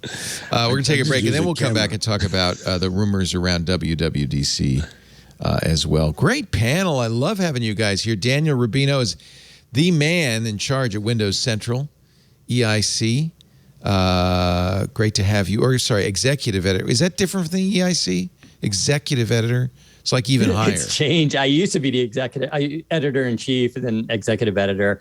But yeah, I'm just the, I've been there almost 15 years now. Wow. That's the foundation of it. Yeah, you are the legend at Windows Central. It's great to have you on. Mike Elgin, who for years was editor-in-chief of Windows Magazine. Yes. Now is at elgin.com. Where can we find your Foundry newsletter? So just go to elgin.com and you'll see every week I post it with some information on subscribing. Okay. So it's like Substack kind of. It's a paid subscription platform. It's free, but it's kind of an odd model. They do a sort of qualified. So it's not really qualified. They ask you questions. What do you do for a living? You know, all that kind of stuff, and then it's free. So nice. it's Foundry, formerly IDG. So it's it is. It's IDG. Oh, yes, okay. Yes, exactly. And do you like their CMS? Is that part of the? Basically I just submit it and they post it and it goes out and so on, and we're working to transform that whole newsletter thing. But right now it's an email newsletter. I love this picture. Street signs in the Medina and Fez. They will not help you. That's right. You will get lost. I think that's a safe bet. Yes. I have no idea what I'm looking at. Doc Rock is also here. He's community manager at Ecamm, which, by the way, is really great software for anybody. Oh, you got one of those. Look at that. Anybody wants to stream. If the Sony don't calibrate, I got to reach back there and press a button. And you're using the Sony. Which Sony are you using? Right now I'm using the ZV-E10, but the bokeh comes from a Sigma 16 1.4. I also have the. He's doing it in optical. It's called optical bokeh. And I'm looking down a teleprompter too, right? You have a teleprompter and everything? Wow. Here, let me show fancy. you because it's actually super simple to do. I just hold up my iPhone just like this. And then I press over here. Switches over to the iPhone. Look at that. There's all of the cool. Oh, there's the chat room. Nice. They're on the Mac Studio, so I'm wasting all of the studio speed for the chat. And then we're over here now. We're going to create. So the chat needs is a Studio Ultra. Is it an Ultra? No, I got a Max. Yeah. You know what? I'm glad I got the Max. We'll talk about that too. DP Review had a very telling benchmark between the Max and the Ultra. I thought was fascinating. Great to have you, Doc Rock. YouTube.com/Doc. Is it Doc_Rock or just one word? Just Doc Rock. DOC. Just about everything. ROCK. ROCK. Yeah, the K is worth the extra 1,000 in the USA. Our show today, it's definitely the coolest name, isn't it? Doc Rock compared to the rest of us. I don't even know what his real name is, to be honest. It's Sean, but the Doc Rock came from when I was a paramedic in the Army. I was also a DJ, and one of the nurses, she was a civilian nurse, but she was an older lady, and so she used to call me Dr. Rock and Roll. My original DJ name was Yogi, and I was like, that name is dumb, but Miss Ohia calls me Doc Rock. It's incredible. So I switched it to Doc Rock. It's short for Dr. Rock and Roll. But like P. Diddy, you could use Sean, but you choose to use Doc Rock. I like it. Yeah, because there's just way too many of us. The time I was born, everybody is named Sean. It was just whack. Our show today brought to you by the single best way to do your cell phone, Mint Mobile. I've been telling people this for years. Why are you paying incredible, insane amounts of money every month for wireless when you could save so much by switching to Mint Mobile?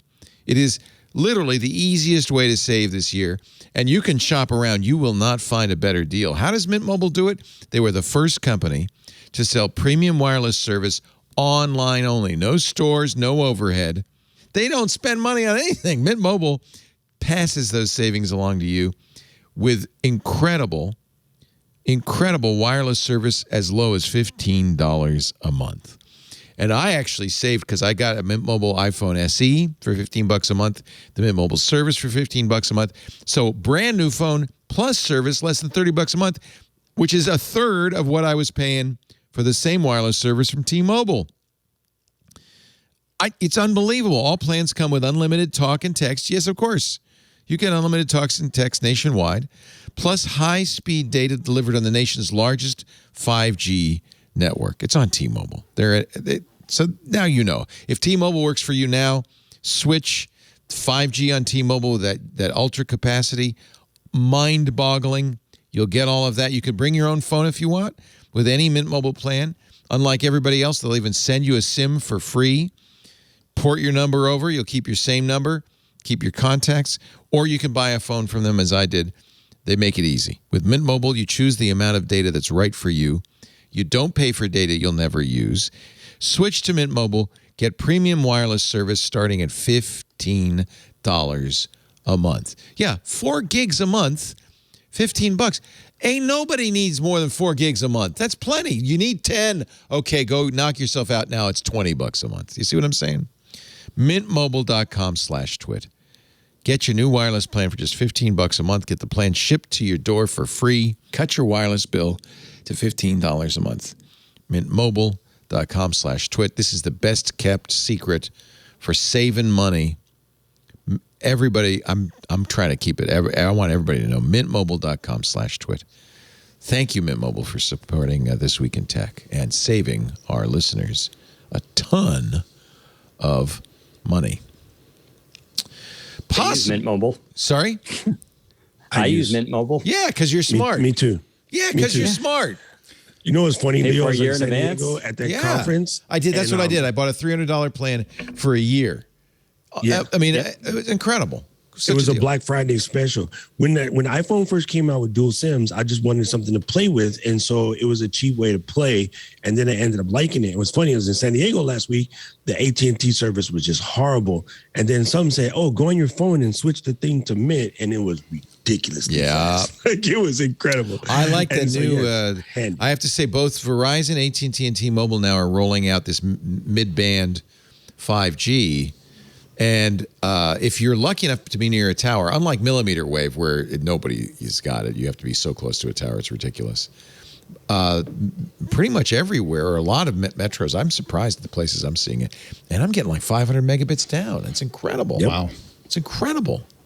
It says UC on your Mint Mobile or T-Mobile phone. I think it says UW on your Verizon or AT&T phone. We did not yet say what the rumors were about June 6th. We will cover that. By the way, Micah Sargent and I will cover the keynote, whether it's live or on Memorex. We'll still be there to cover it. And the rumor is that, and this is brand new, hot off the presses from Mark Gurman, that they might well announce an M2-based MacBook Air, which increasingly I'm feeling like you're foolish to try to buy higher-end MacBook, spending $3,000 or $6,000. The MacBook Air is perfect in every respect, and it's just as fast single-core as every other M1. And I think Apple is maybe, I don't know. DP Review did a very interesting head-to-head between the Ultra and the Max. You have a Max, I have a Max at home. I'm not going to show this to Lisa, who has an Ultra. But they tried all of the photo apps that you might use, and they found, with one exception, that there was just a minor bump going from Max to Ultra, $3,000 more in price, but a minor bump. This was the only exception, Lightroom Classic, where the Ultra was, in fact, twice as fast. Now, I know a lot of people use Lightroom. Yeah. Not Lightroom CC, the Classic edition. Right. But they looked at, what I use, Capture One, minor improvements, like they said, barely generational, a few seconds. Most of the programs people use, not a huge difference. What is your experience, Doc Rock? Are you glad you got the Max, or do you wish you had the Ultra? Part of me do wish I had the Ultra, but I got the Max because I know in the bottom of my heart that it will be finished by the end of 2022, means November-ish. You're going to get a Mac Pro? Is that what you're going to get? So I got a Studio Mac as a stopgap. But I also say, I understand where everybody goes with this stuff when this stuff first comes out. This machine has been sitting on the desk for all of 2 weeks. I also know that every software manufacturer, once they have them in hand, not the development machines, but the real machines, they go in and they tweak. And somewhere around late June, July, especially after WWDC, with increases in, Mac IDE platforms, they will fix everything and everything will work. Well, so these wouldn't you reports think are 100% Apple, true? Yeah, but wouldn't you think with Apple, with Final Cut Pro, would have absolutely optimized it? And look at the differences between the Ultra and the Max. I think they didn't have enough time. Minimal. I honestly don't think they had enough time, because remember, we just got the Max in November, and I think they said we need to get this out before, at this right time for money wise, but we can fix Final. So I think a 10.7 FCP right after WWDC, and we'll start to see some improvements. also ancillary hardware that goes along with this stuff also needs to catch up. Yeah. So yeah, and honestly, in the pro space, everybody's still Premiere, which only half but does it anyway. I was going to say a bad word. Well, only half does it anyway. So there's here's Premiere's benchmarks, and Adobe has made it M1 compatible, but you're right, they probably haven't optimized it for the M1. But again, very little difference in the Max and the Ultra. In fact, yeah, Premiere just got M1 like lovability recently. Yeah. But even for Final Cut, it took it like 2 updates to catch up when we first got the M1. All right. And this Apple's thing, once it was set, oh my goodness, it's glorious, right? So I think to your point about the MacBook Air, the tech verse, us guys, right? All of us sitting here at the table, we're a small segment of the normal populace. Like we're mostly talking to each other. I ain't editing 8K video myself. Right, right. So it becomes echo chamber. Yeah. But to the wifey and my niece and the mother-in-law, stuff like that, they will love a M1 MacBook Air, how quick it is and what it does. And for what they're doing on a daily basis, they will be absolutely stoked. Yeah. And it's so funny that in our space, people like myself and Renee and you and whatever, we all get into this echo chamber yelling at each other about these benchmarks. And a benchmark means I scratched the table to her. You know what I'm saying? Right. I can't believe you scratched this family heirloom. That's a benchmark for her. Like not how fast. You mean a mark on the bench? Yeah, I get what you're saying. On an actual bench. Yeah, an right? actual bench. Not how fast my NVIDIA 1030 can do this, that, or the next thing. And I wish we would be more open to understanding when these companies make these changes. Like we're a small segment, and I understand it does affect us, and I know we want things to be better, but like outside of me, nobody else in my family cares about Apple versus Epic. Not a single one of them. They probably don't even know what's going on. Yeah. Holla back. They have no idea what that means. Yeah. Right. And I'm not a small family. So I just wish we would understand that. And well, I understand that, but we do shows for the people who know what Epic for the Apple is all True about. that. Yeah. Right? True.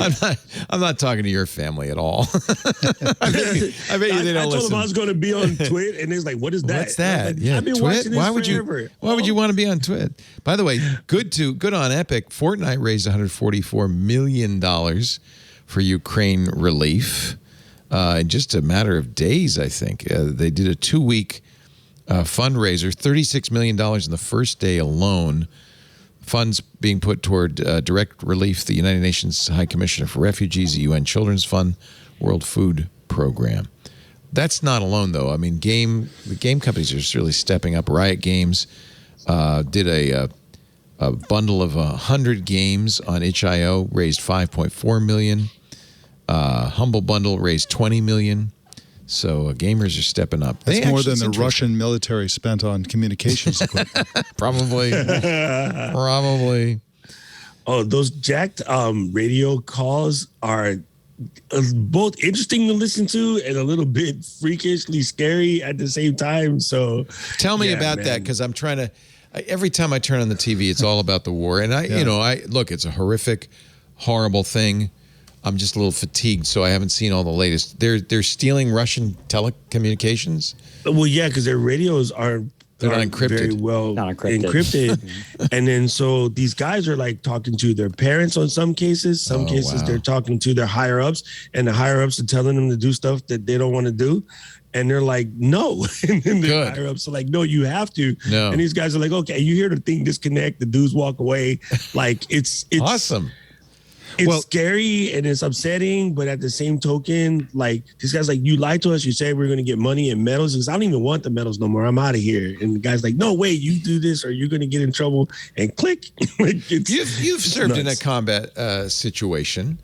Yeah, that's why it's scary and it's nuts, because I'm hearing the commands that they're giving, because that's not what the people are being told. And again, there's nothing to do with political. Just throw all it out. Just be a human, right? Regardless of how you feel about anything, just from a human standpoint, to have somebody tell you to look somebody else in the face and do something mean when they're civilians, they're not part of the game. Like that's been the rules forever. Civilians are off freaking limits. Right now, have we done dumb stuff before? Absolutely. Right. But we don't go out of our way to do it, in theory. Yeah. Right. So we're told. anyway. And so I guess I understand hearing the guy listening to the higher ups, like, I'm not going to listen to this person. I understand that because we did the same thing.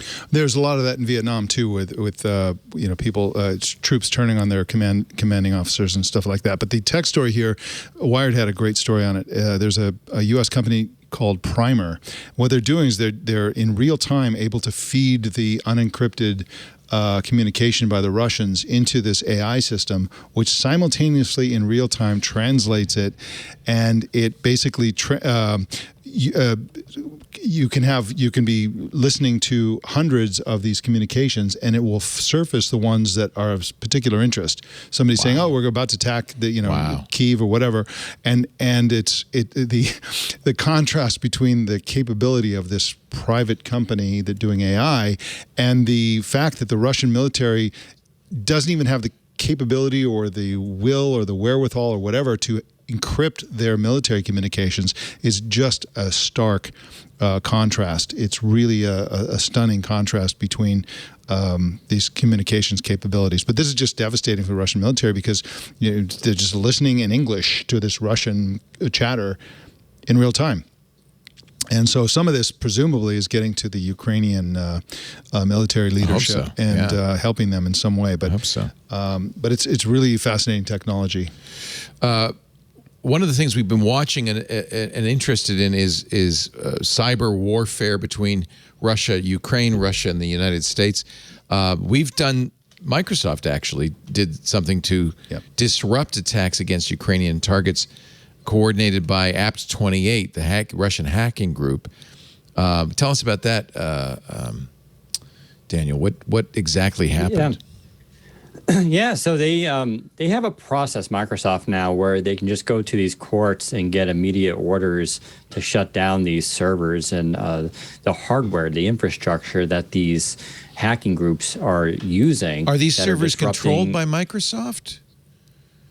No, that's the thing. They're getting control, but they're going. So they're to getting courts permission to hack, basically. Yeah, they're getting they take them and then they redirect the traffic to a sinkhole, and so the traffic goes nowhere. And so they've been doing it for a while now, but this was just another volley this week where they found a bunch of other servers in this group going after Ukrainian telecommunications and just trying to disrupt their infrastructure. And yeah, Microsoft's been very good at it. It's very interesting how companies like Microsoft play a role in this kind of new era where they're not governments, but they have enormous power to sort of, I don't know, combat what is a new form of military warfare. And it's just, I don't know. It's like, I'm happy Microsoft's doing it. At the same time, it's like, it's scary how it could be reversed. Like it's a lot of power that's in. But the good news is they're getting court orders. They're doing it in a lawful fashion. Right. They're not just vigilante freelancing, shutting these things down.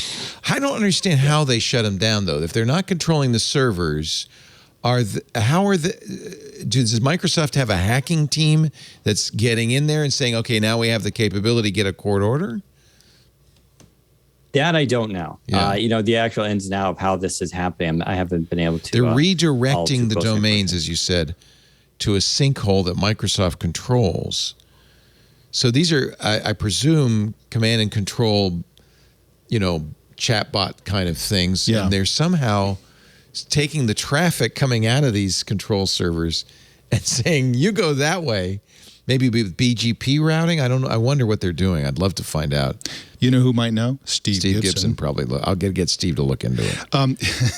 Throw it at Steve. Steve will do it. According to Tom Burt, who's corporate vice president at Microsoft, this disruption is part of a ongoing long-term investment started in 2016 to take legal and technical action to seize infrastructure being used by Strontium. Strontium is the name of the hacking group. That's Fancy Bear, Apt28, APT28. I don't know why they have so many names. I like Fancy Bear, though. That's my favorite. Right. It's a good visual. Yeah. So we've established a legal process that enables us to obtain rapid court decisions for this work. They obviously have some sort of liaison with the court. Fascinating that Microsoft, but who better? I mean, if I'm the NSA, I'm saying, yeah, you do it. Go ahead. we'll support you. But here's the thing. In a cyber war, the targets are also companies like Microsoft. So there's no... And their customers. There's no separation Absolutely. between private companies and all-out cyber warfare. They're going to go after every tech company, and so it's kind of good to get companies like Microsoft engaged because they are also protecting themselves. Yeah. In fact, the domains not only were used to target multiple Ukrainian institutions, including media organizations, also in attacks against U.S. and EU government institutions and think tanks involved in foreign policy. So, yeah, I mean, I guess one way you could do it is if you analyze the malware and you saw that the malware pointed people to these command and control servers. Now you know where the command and control servers are. Right. You don't have to actually go and get them physically. You can reroute their traffic, I guess. Yep. Yeah, I'm going to ask Steve. That's a fascinating question. Yeah. Apple has finally gotten its cojones. They Really? Yes, as you may remember, the Russian government asked the App Store in Russia, the Apple App Store in Russia, to take down an app sponsored by the opposition leader, Alexei Navalny, days before Russia's legislative elections. This was after pressure from the Russian government. Yep. Apple acceded. They took it down. Voters went to the polls. I don't know what happened, but probably didn't go well. Apple has now restored that app. They've restored that app. Of course, there's no election going on, so I don't know. Both Apple and Google did this, removed the apps right before the election. Yeah, but Google put it back right away. And Apple was playing like, oh, what's going to happen? Just a good thing to do, not a good thing to do, whatever. Google did it like a couple of days after. So, yeah, I wish they had done it faster, but, let's just say it's there now. Because one of the things that happened, although you might not be able to use it for voting right now, apps are apps. So when you update them, maybe they can slip in the news section and start talking about what's really going on as opposed to what's not going on. So my guess is they didn't put it back right away because they're like, election's over, no biggie. But now the app can be used for something else. Maybe they can get some live streaming with somebody, telling the truth or, having some Ukrainians in there or whatever to say what's really going on, or guys who ran away like the soldiers we were talking about. So that's the good part about it, One of the reasons and one of the pressure points the Russian government had, one of the reasons Apple and Google had to give in to the Russian government is they make them have personnel in Russia that can be arrested. And so according to Ars Technica, who's writing this? I want to just give him credit. Timothy B. Lee. He says, Tim Lee. Yeah, it wouldn't be surprising if Apple had let many or all of its Russian employees go because they stopped selling iPhones in Russia in February. Yep. And so then the Russian government no longer has these pressure points. And so maybe that's what happened. I mean, the Putin government is essentially a mafia organization, and this idea of arresting employees as a way to pressure a foreign company to do its bidding and essentially, suppress speech and suppress political dissent is just another example of why everybody is very unhappy with Russia these days. So it's good that they're finally doing it. I don't know the details, but they're obviously this is one of the issues that I've been writing about for 10, 15 years. It also comes up with China. What do companies do? To what extent do they cooperate with authoritarian regimes when the penalty is to be expelled from the country and to lose market share to one's competitors? It's a real it's a problem. There's a scale, right? There's a point at which, if for example, the Chinese government said, okay, we want Tim Cook to personally come to stadiums in China and execute prisoners with a revolver. We're not going to do that. He would say no. Yes. So there's somewhere between that and cooperating to a certain extent. There, other companies like Cisco and networking companies that participate in the Great Firewall of China.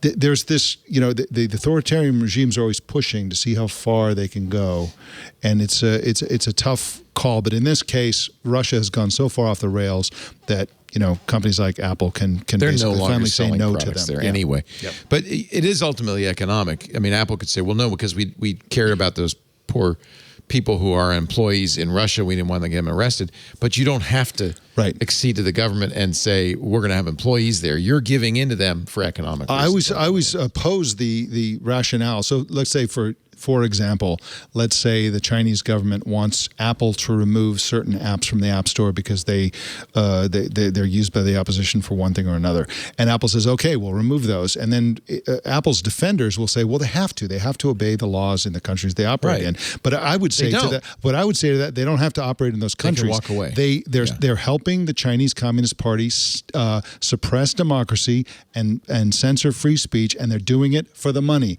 Let's be clear about what's happening. But that's the clearest way you could put it. Boy, this show turned into a commie fest. I'll tell you guys. First, we're getting the oligarchs. Now we're pulling out of China. Google did it. It's easy for us. Yeah, easy for us to say. I have not yet pulled my podcasts from Russia or China, I just want to say. I bet you we have listeners in Russia and Ukraine. I can see no benefit. No TWiT listener is going to pressure Putin because we pull the podcast from Russia. We could turn this whole war around, actually. If I mean, one of the things that we came to grips with right away when the S hit said proverbial fan is, as Mac users, we have so much software that we know and love, and I'm sure it's some on the Windows side too, a lot on the Windows side too, that are just made in Ukraine, right? The whole Riddle team. Who we've spent many a time with at Macworld. All my set app stuff, like so much of it comes directly out of there. Love MacPaw, right? Those guys are so much fun. Skylum. They're great to hang out with. Yep. Skylum, which I use, right? Yep. So there's a lot of stuff that's there that we use all the time, and so we originally had the notion of just caring about our friends because we know these guys from conferences and stuff. Yeah. And then so I'm sure a lot of that's on the other side is too. So again, it's kind of a messy situation. And I'm sure Mike can say this much more elegantly than I, but the part of the reason why we're where we are right now, even with something like that, right, as much as we have all these great tools we use from the Ukraine, back when we had our chance to dump money into education for tech and tech growth, even as we were growing the best tech companies in the world with IBM, Intel, Microsoft, Apple, all of the above, our government wouldn't put any money towards educating the tech. Those of us nerds who wanted to play, we fought over 3 computers in the lab. Some schools didn't even have 1, So we kind of dug this hole for ourselves. There's a reason why so much good software is coming out of Belarus and Ukraine and old Soviet republics. Yeah. Right. Israel. They a lot of gaming in Ukraine too. Yep. Yeah, that's right. Yeah. And we just didn't do it. Even back in the beginning of, Xbox and PlayStation and, multiplayer games. I can't speak English today. South Korea, because I was living there at the time, the internet was just dumb fast, right? Japan, the internet is ridiculously fast. You could be underground in a tube pulling 175 up and down. No company here wants to give you 175 up and down on a mobile without thinking that you're going to just watch too much Netflix and kill the bandwidth as if it's a finite thing. So even to this day, we have caps on dumb stuff and a lot of places don't. And this leads people to just become better at what they're using, the tool, because they're using it. Our people here in quote unquote democratized, richest company in the world, we have to worry about how much I'm going to send because Cox might, cap me. Like, really? Why? Yeah. I don't understand it. One interesting dimension of the Russia-Ukraine conflict, as far as technology is concerned, is the use of apps for smuggling. So, information and also money. So, for example, for a while, I don't know if it's still happening, people were using Airbnb to basically book rooms in the Ukraine. I remember that. Which they didn't have any intention of going to Ukraine and staying in those rooms, but as a way to transfer money from wherever to Ukraine, and there's a Ukrainian company that has a photo app that's very popular in Russia, and they're using the pop-ups, they're using the notifications of that app to inform Russians about what's really happening in Ukraine. Wow. And so it's bypassing everything because it's an app that people already have installed in their phones, and it's really kind of fascinating. I've been sort of working on a piece for a while about all the different ways that the app ecosystem represents a sort of an underground railroad or sort of a secret pipeline for information, for funds transfers and so on that really can't be effectively shut down. It's an interesting development that is unique to this conflict, but won't be unique in the future, I don't think. We have a chatter who's from Kyiv, Bodex, in the chat room, and he's in Slovakia now. He's evacuated, but he was from Kyiv, and he's listening to the show. So welcome, Bodex. It's great to have you. I hope your family's okay. Yeah, I just told him happy he's safe, man. I'm just like every time I get to hear from somebody from the region that's somewhere safe, it makes me feel better. Yeah, I know that's selfish, whatever. I'm sorry. I'm going to take it though. I just want to send you aloha from Hawaii, brother. And I'm skeptical, so I did verify his IP address, and he's coming to us from Slovakia. So, I know people. Disinfo is everywhere. I know people. Yep. Let's take a little break. Anyway, God bless you, and I hope you're okay, and God bless everybody in Ukraine. I hope you're doing okay. It's tough right now. It's very hard to watch, I have to say. Let's take a little break, come back with more great panel. We will talk a little bit about, because Kevin's in the house, about Chatterbox.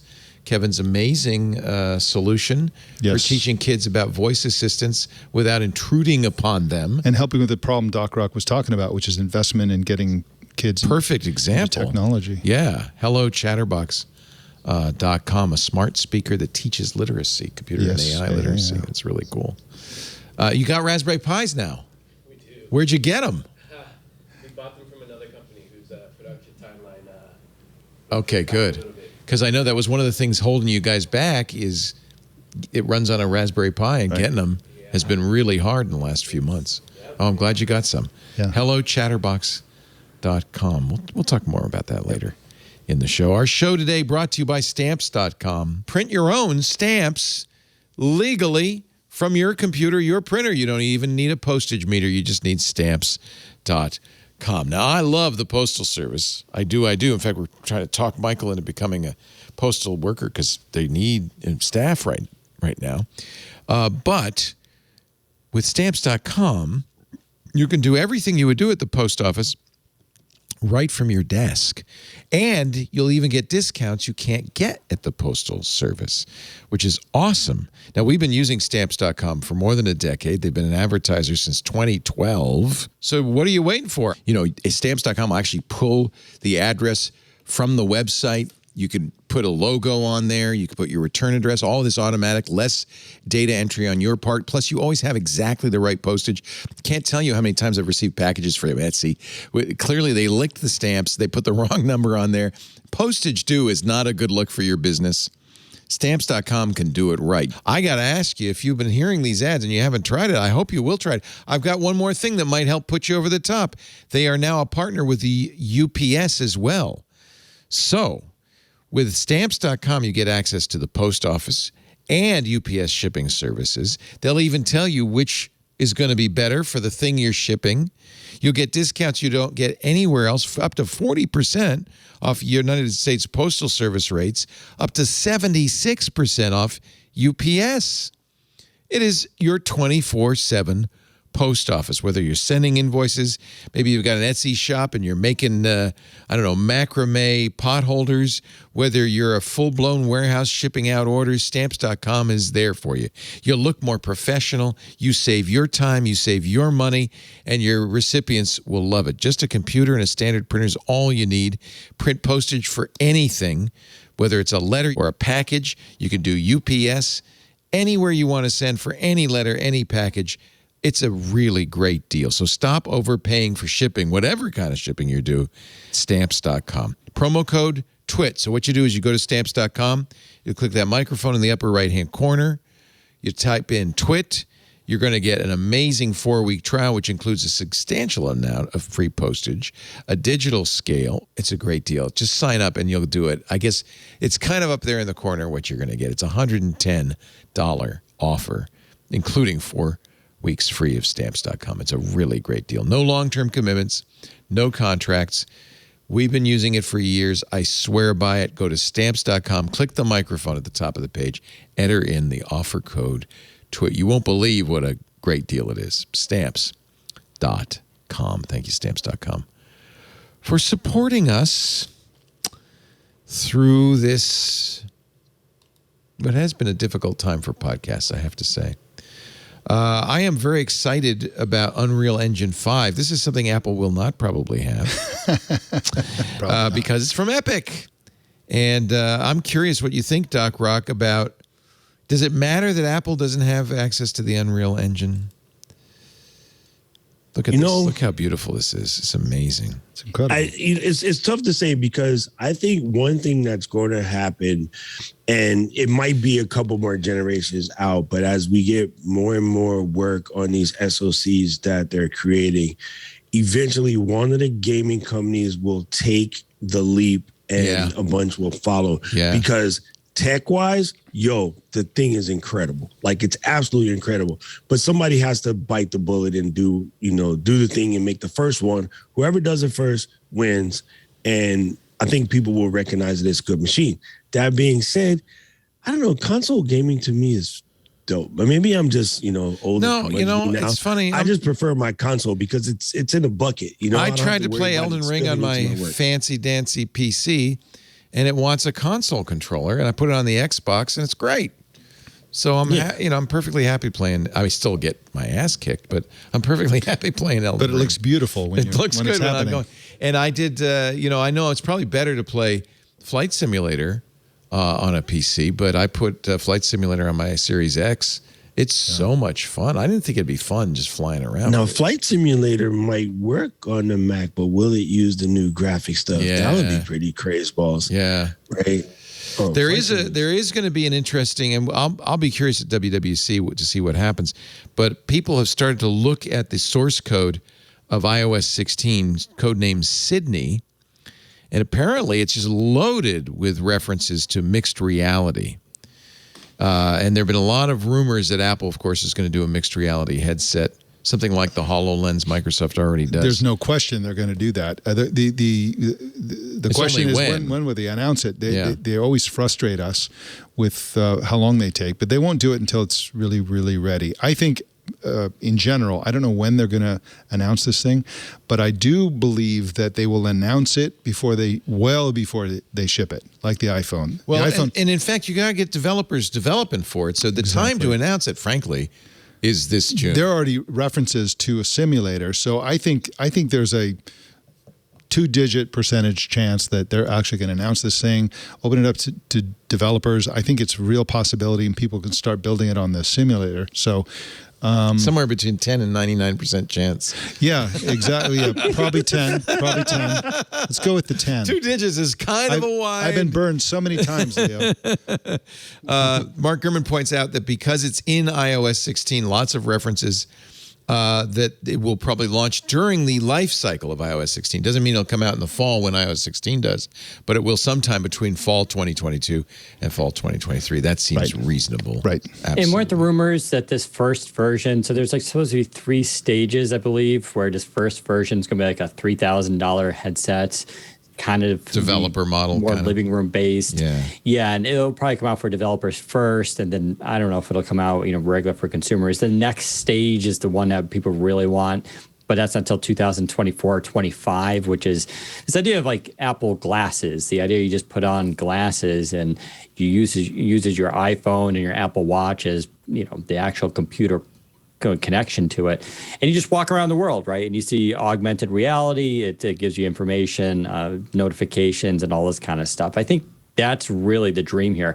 I'm really curious about what Apple's going to bring to the table in terms of augmented reality and virtual reality in the living room that hasn't already been done. That's so unique, because I feel what their second generation, this idea of like glasses, is what people really want, but we're still seem pretty far off from it. Although North Focals was doing some cool stuff in this area before. I thought those were great. Yeah. But then they're gone. But Google owns them now. But I can answer that question. So first of all, you talk about the regular glasses that are actual augmented reality, where you're seeing through glass. You see the real world through glass rather than the first version, which will essentially be VR that they use for AR, where you're looking at a video of the real world. That's the first version. But there's no way the glass version are going to be out in 2024. That is the plan. You're correct that that's what the intention is. That's what the rumors are. But I don't believe there's any way in hell they're going to be out with that version technology in 2 years. There's no way. But here's their what I believe their killer app is. They call it Bionic Virtual Meeting Room. Basically, it's a way to have social interaction, and it's a way to do business meetings through AR. So basically, holographic Memoji, where you can do the eye contact. You hear the rich audio. So if Leo is a hologram sitting there, I would turn and hear his voice coming from this direction. I could make eye contact with his hologram. I think that's really the killer app that they've been working on. They did an acquisition. I don't recall the name of the company, and 2-3 years ago, and they have dozens of patents around this bionic virtual meeting room idea. So that's their idea for a killer app for their AR in the short term. And I think I think they're onto something. I think this that's might gonna solve be the hybrid workforce and issue. Zoom fatigue. Yeah. That whole thing. The Brady Bunch wall people. But come on, wearing that headset for hours at a time. No, but this this is the difference between the Zuckerverse, as I call it, and Apple's version. The Zuckerverse idea is, we're going to just get up in the morning and put on headset and live in the metaverse all day. There's no way that's going to happen. Apple says, no, we're going to be living in the real world, but every once in a while we'll put on the goggles for a 45-minute meeting. Right. That is the right version of what is going to happen. And it will certainly be more like being in person. Yes, exactly. You'll see your actual environment, and then holographic humans will come. Apple's not the only one doing this. There are dozens of companies working on this idea, but they've got some really good technology, and they're the ones who will mainstream it, I believe. What's your prognosis for HoloLens, Daniel? It's unclear what Microsoft's long-term goals are with that. Yeah, well, I was going to also mention Microsoft Mesh is the same concept of having a virtual meeting space that they worked with AltSpace, and they've kind of combined these technologies. Well, this idea, it's interesting if Apple has it makes sense, right? If they have a video capability to do a video stream of your real environment and then do what Microsoft was calling holoportation a couple of years ago, where you bring people into your environment.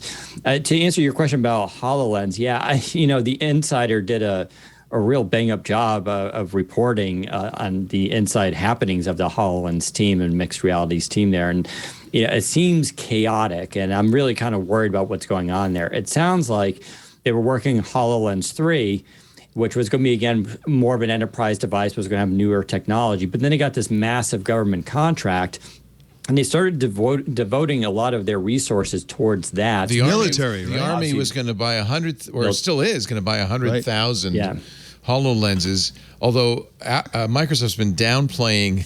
And the Army is not happy. Well, Microsoft even warned, the soldiers aren't going to like this at first. You just got to bear with us. But the technology, it's not up to what they were saying that they promised they could deliver. And what about the rumors that they are planning to partner with Samsung on? Right. And so that was a separate rumor that was then later kind of confirmed by insiders saying that, they're partnering with Samsung to develop some sort of mixed reality or augmented reality glasses or headset, which I think makes a lot of sense for Samsung, because Samsung wants more than anything to compete with Apple, and Samsung can't do it all. So they rely a lot of times on Microsoft. You see Samsung going also big on PC and computers these days, and with those PC computers, they're using them as extensions for their Galaxy phones to mimic the ecosystem, the tight ecosystem that Apple has. So in fact, this the only phone that really works well with your phone, now my phone on Windows 11, is the Samsung phone, but it works flawlessly. It works beautifully with it. Yeah, well, I mean, the only difference with the your phone, or what's now called Link to Windows, is the I thought they were going to call it my phone. ability to stream apps. They're not going to call it my phone? No. It's going to be called somebody's phone. Link to Windows. Okay. Yeah. But the idea is that you pair it to your phone, you have an app on your phone, and you can see the phone.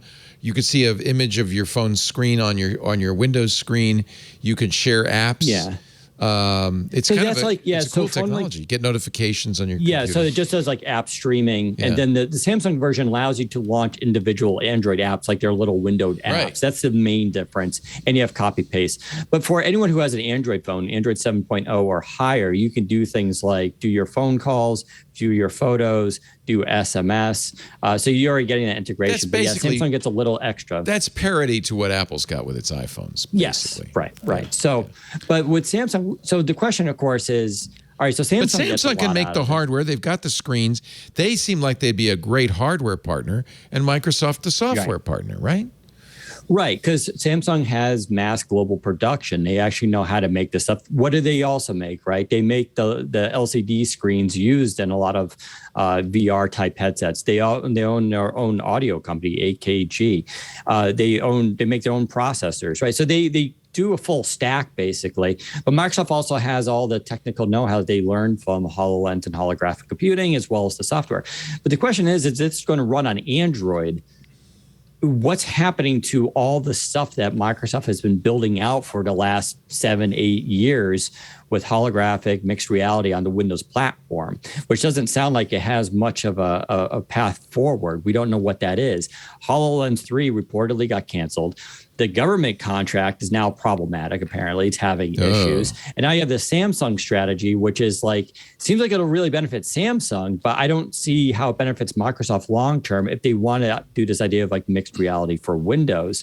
So, and then on top of that, you have a lot of employees who are absolutely unhappy about this, which is why they had 20 people for that article for Insider that were not on the record, but off the record, Leaking. who are either current or former employees. Like that's a lot of people. Is that the to military confirm thing this they're point. unhappy with, the defense contract? That's what they don't want? No, I think that a lot of the people were unhappy because they hired a guy from from Apple, and his goal and he just wanted to build a consumer version of HoloLens, right? There was this question, when are we going to get that?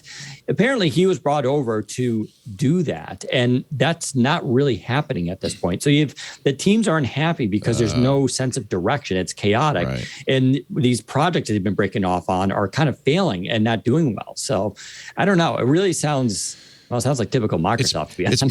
It's pretty rocky, but if you look at the mesh presentations, it really required a HoloLens. I mean, they show somebody using an Oculus, I guess, something like an Oculus, but or maybe an HTC Vive. But honestly, without the hardware HoloLens part, I don't really. Does any of this make sense? Meanwhile, you could do the VR part. Yeah, you could do like a VR with it. So you can use like regular VR headsets and it'll still be fine. But HoloLens would give you the ability to see your environment. Yeah. This is the all VR. of this fantastic tech, and you know where the majority of this VR stuff is going to end up? On the yellow and black site that shall remain nameless that way too many dudes spend too much time on. I'm trying to think what it is. Yellow and black. Don't think, Neil. Just let it go. the audience knows what it is. I trust you're a nice human feel like being. I'm left in the cold. I'm left in the cold, out in the cold. I don't even know what you're talking about. Okay. Daniel got it, and so that was good enough. Okay. I get it. Something adult. Is that what you're saying? Yes. Requires less clothes. Less clothes. Where all the internet goes. That's where it always Doug M goes. Have you been to Second Life Decker. lately? I can't believe what's happened to Second Quick Life. thing about Magic Leap, though, they came out with the second version, and they have two features that I think are really killer. So when we talk about consumer versus enterprise, we all want a consumer thing. We think about a consumer thing, but actually enterprise is where AR is really going to blast off this high-end AR that HoloLens is going to do for quite a while. And then the consumer stuff will blow up many years in the future. So you have Apple, who's going to have this big consumer thing, but also enterprise, but it'll seem consumer, but it'll be valuable for enterprise. Magic Leap 2 is going to have a killer enterprise product for two reasons. One is they're going full open source. So they're using Android open source This is for so funny development. because I've written Magic Leap off completely. So they're still around. They've almost died a couple of times, but their new version is really great. And so lots of companies, universities, enterprises will be able to very quickly create their own special purpose applications, which is why, in fact, it's going to blow up on enterprise first, because you only need one or two applications for specific enterprise usages, whether it's in the a factory or for drivers or whatever. And the other one that I think is really brilliant is they have this kind of dark mode for their glasses, where so let's say you're outside and you have this holographic projection that you need to do useful work with, you can't see it because it's like too bright. So they have this thing that will darken the screen and make it almost like VR. So they basically darken the actual environment while giving you this bright holographic data or image or whatever that you can interact with. And that is a really great feature for enterprise applications, because now you can be in a bright factory, you can be in a boardroom, you can be outside, you can be in lots of these environments, and you're not doing VR, you're doing AR, and it's highly visible. So I actually don't think we should be writing off Magic Leap. In fact, I think they're doing far, far better and have a bigger chance than Microsoft does in this space. Wow. My own personal opinion, but I think this is a video of the Magic Leap 2, which is not yet out. Comes out later this year. But doesn't look, frankly, as spooky and insectoid as Magic Leap 1 did. It's much better. Magic Leap 1 had the same problem HoloLens had, which was it's just this narrow slot of VR. Yes. So they broadened AR. So that's bigger now. Field of vision. Okay. Yeah. The jury's really out on this whole mixed reality thing. Yeah. Regular reality is hard enough. I know. I love the premise, and I feel like I can see the vision. Yes. But maybe it's just very hard to do. Well, it's hard to do it. It's expensive, and the batteries are an issue. And where how do you put processing power into a headset? Do you have a thing that clicks on your belt and so on? I think that the killer combination is when you have, I think Apple will is in a good position so they can connect it to an iPhone, which can be the supercomputer that powers it, right? And then what they can do is they can use. I believe that Apple's going to heavily use QR codes. So QR codes can give you the data that you want to present in AR and also the location. We all walk around with a little QR code on our forehead? No, you put a QR code on a bottle or on a table or something like that. You're looking at and it. the thing hovers over the QR code, but it also tells you what to go, or a sign on a restaurant window, or you can put QR codes anywhere, and that can be the location for I'm talking, 1.0 usage for the mass public. In the future, they'll be able to just recognize the problem objects. is anchoring it to physical reality. How do you do that? Yeah. And that's a lot of what the what HoloLens is so good at. You can have a virtual object that not only stands on the table but actually gets behind the table. How do you do that? It's really, really hard. Right. So I think QR codes can solve that in the short term and in a more cost-effective way. And of course, Apple has all kinds of really unique Apple-specific QR code type technology that they've worked on. So I really think this is going to seem like this whole category is kind of going nowhere until Apple hits us with their version, and then suddenly it's game on because they're going to mainstream it. It's early days. Yes. And I think that's what Microsoft's struggling with HoloLens is it's not quite delivering yet. Right. And they've just got, and no one knows what to do with it. Yeah. I mean, outside of an enterprise, like you can do, Mike's right, you can do specific applications. They're using it in medical schools, right? But when it comes to the consumer space, it's like, what is that killer app? AR, VR, at least at home, it's gaming, right? That's gaming and social has been kind of the two main driving factors for VR. But how do you now, there's still something so isolating about it. If you have a family and you're like, all right, I'm putting on my VR helmet, you're just basically cutting yourself off from the rest of society, the rest of people around you. But when you go to AR and this idea of you're just wearing glasses and it's just giving you, augmented reality is giving you information about the world around you, that kind of changes things. So Daniel, but one thing that I've been waiting for, sorry, brother. One thing that I've been waiting for, so you're wearing this shirt right now, and it's a cool shirt, right? Like, say I would love to walk into, the men's haberdashery, and I try on that shirt. But that shirt has the near field communication to the mirror because it comes in 6 colors, right? You know what we do now? We try on all 6. I would love to just put on one, but stand in front of the mirror and then swipe the mirror. Okay, let me see it in blue. All right, that works. Let me see it in red. Yep. Okay, I'll take all 3 of those. And that kind of stuff is how we get it into the normal people space where it works. Yeah. Even for a car, like I've been dying to get like micro, LED paint job because I had a gray car today, but tomorrow my favorite you want team, a purple car. Right, my favorite team is playing. I want to rock Manchester United colors. I just want to hit a button. It's Manchester out. Is that black and yellow? Is that the black and yellow you were talking about? Oh no, that's red and it's red and gold. Okay, but it's that old what is that game called? The original PlayStation GT 5 Gran Turismo. There you go. Gran Turismo. Okay. Gran Turismo. Like it'd be super cool for stuff like that. And I think when we can figure that stuff out, where it's actually semi-functional and not just the gaming side, that's what's coming. And yes, I do believe e-ink paint is coming. I actually know some material scientists here at a university that are working on stuff like that. So nice. That's the stuff that's going to be quite amazing. They self-healing paint. Yes, yeah, Mercedes. They're doing self-healing paint and then e-ink for colors. You're going to need self-healing paint if you've got e-ink paint. You're going to need something pretty powerful to heal that one up. Actually, you know where they may find use for this? You just made me think of this. In retail, there is a massive problem right now in retail. I think partly due to the pandemic. This is from the CNBC. A National Retail Federation survey found that more merchandise was returned to retailers in 2021 than the entire U.S. military budget. $761 billion of merchandise returned. Amazon, we don't know how much, but Amazon's got a big portion of that. Returns are way up year over year, and I think that's because people don't go to the store and try on 5 colors of Daniel's shirt. They order all 5, they try them on, keep one, send 4 back. And that's why Amazon Prime Wardrobe is, right? Yeah. Amazon has a thing where you purposely order that. And it's set up to do exactly that. You're supposed to return what you don't want.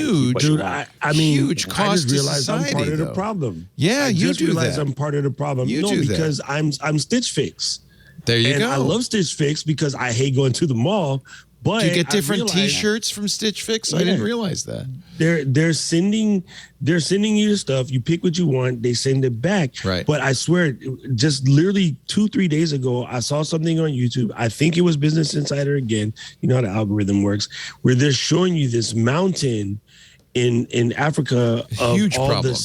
They call it fast retail clothes. The H&Ms and the stores like that. I can't. I don't go to the malls. I can't remember them. Kohl's, but Kohl's, that kind of stuff. Big Lots. It all ends up at this place. These women, they sell it in the bazaar there in the secondary market. And Alex probably knows this down to the detail. They grind it up into argan oil, I think. It ends up into these giant mountains of clothes on the beach, and it was so sad and disgusting. 16.6% of all merchandise sold during the holiday season. 16.6 was returned. The average return rate for online, 21%. U.S. returns generate 16 million metric tons of carbon emissions because they've got to be shipped back. Right. And 5.8 billion pounds of landfill every year. Maybe we do need VR just so that we can try shirts on. Amazon has told CNBC, we don't send stuff to landfills. We do, get this, energy recovery. You know what energy recovery is? Landfills? Burn it. Burn it. Oh, God. Wow. Burn it. We burn it. Oh, that's better. Anyway. For the environment. Yeah. All right. Amazon also does a thing. It's actually very convenient, but contributes to this where you get something sent to you, decide you don't like it, and you can bring it back to a local store and just return it there. You don't need to send it back to them. Still a return. Yeah, and a lot of times that store then gives you a credit or a coupon, and then gets you shop in that store, which I've actually used numerous times. It's been pretty brilliant. I think maybe there's a time coming in this world where we stop trading convenience for climate. I don't know if you saw the latest UN report. We are in bad shape. We've only got about a 10-year window left to change things. There was a great editorial in the LA Times, which kind of I took to heart. The only thing we should be talking about right now is the climate crisis because the time has come. We are in deep, deep water. So anyway, cheer up. Well, it's almost over. right. It'll all be over soon. It's all going to be over soon. But I think the kinds of things that we're doing, like trading convenience. Yeah. It's really convenient. Right. But it's destroying the environment is not a good thing. One thing I loved about that article is that they really pile on to the language we use. So we say climate change, which sounds innocuous and natural, and we really should call it something like the human extinction crisis. It's an extinction event. We need a better language. We shouldn't call it global warming or anything that sounds pleasant. We should call it the generational once in a human lifetime crisis that's about to kill us all. We need to boost the language so that when we talk about it, we understand that this is like really, really urgent. Yeah. Sigh. Let's take a little break because I can't do anything about climate change right now. But if I'm going to cancel my Stitch Fix. I'll get right on that. Yeah. I don't know. We actually we're getting more and more sponsors that are all about, reducing plastic use and stuff. I stopped shaving with one of those 5-blade plastic razors, and I use the old-fashioned single blade that is metal, and I recycle it, and I don't buy another handle every week and all that stuff. And just trying to do more, here in California, we're now starting to compost. I noticed a huge reduction in the amount of recycling we do because a lot of it's compost now. Yeah. But we just got to do more. And the truth is, as much as we do as individuals, and I have an electric car, and all of our cars are electric, and we have solar panels generating all the electricity they use and our house uses. But no individual can change the world. We got to all do it, and governments have to go. Well, then also it's still also an industry too, right? Because industry, absolutely. It's really like the consumers always get blamed for it, and then the industry comes up with ways to set the argument, right? We're going to give you, here's the old school way for people who love it. Never mind the new people who trying to do wah, wah, wah. And for the wah, wah, wah people, here's another thing that costs even more than a traditional one because you want to be a good human being. That thing right there, it drives me batty. There's no way that certain foods without all the unnecessary things that are harmful for you should cost more, and no way they should get away with lying on packages about stuff that's healthy for you that's actually not. Like, those two things got to go away right away. The real problem is that we've pulled trillions of dollars of oil out of the ground. Right. We have this massive infrastructure investment, trillions and trillions of dollars, and those companies are not willing to abandon their investment. They're not willing to abandon that $1 trillion worth of oil they've already pulled out of the ground. But if we burn it all, it's too late. Yeah. There will be nothing left. Billions will die. And but you know what? I don't want to. I already pulled it out of the ground. We got to use it. And plastic is a petroleum product, and it's cheap. It's such a nightmare. Yeah, such a nightmare. And we have a great sponsor, Blue Land, which I'll give a free plug to, where it's all about not reusing, single-use plastic, not wasting all those plastics. If I could advise people about how to think about this in the most simple way, don't lean too hard on recycling. Recycling's good, you should do it, but that's not a solution. Don't just buy plastic willy-nilly and say, well, I can recycle it. They're not recycling plastic. No. The only good plastic is one that you never buy or use, and the only environmentally friendly smartphone, for example, back to tech, is the one that's never manufactured. Because once you manufacture a smartphone, you have toxic chemicals, you have all this stuff, you have all these problems.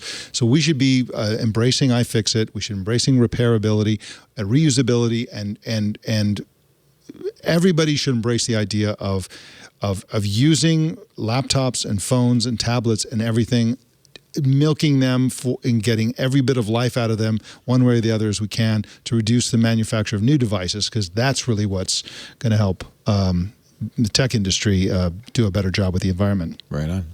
Yeah. Take a little break to sell something, and then that will not use any environmental resources. And then we'll be back with some final thoughts from our fabulous panel. Doc Rock is in the house. Great to have you, Sean. Mahalo. Mahalo. Mahalo. Aloha. Mahalo. Aloha. Mele Kalikimaka. Also, Daniel Rubino, executive editor of Windows Central, and the fabulous Mike Elgin from Elgin.com. Our show today brought to you by IT Pro TV. If you're in IT already, you know what a great job it is, how much we're needed, IT folks. And you also know that it's a constant education. You cannot sit still. You got to get recertified. You got to get new skills. You got to get, if you want a better job, get new skills. IT Pro TV is the place to learn. And if you have a business with an IT team, IT Pro TV is still the place to go. Your IT team needs those skills. They need those knowledge, those upgrades. Providing IT Pro TV for your IT team is just a no-brainer for businesses. You get huge return on investment. But you want to make sure it's something they enjoy doing, because if they enjoy doing it, they'll do it. They'll get more value out of it. I should tell you, IT Pro TV, more than 80% of users who start a video actually finish it because it's engaging, it's informative, they get what they want out of it, it's not painful. It's all divided up into small chunks, 20 to 30 minutes, so you can watch it at a lunch break or at a quick break. It's fascinating, it's fun, and it's fresh. That's really important. Tech industry is constantly changing, and you need to be trained in the latest software releases, the latest system upgrades, the latest cyber threats. IT Pro TV has 7 studios running Monday through Friday all day, so they have brand new content all the time. Content goes from the studios to their library in 24 hours. Right now, they're up to 5,800 hours worth of fascinating, informative, useful content, ranging from technical skills to compliance to even soft skills to business skills. Microsoft, Cisco, Linux, Apple, security, cloud, every vendor, every skill, all in one place. And the dashboard for business is great. You can track your team's results, easy to manage your teams, make assignments even to individuals or subsets of teams.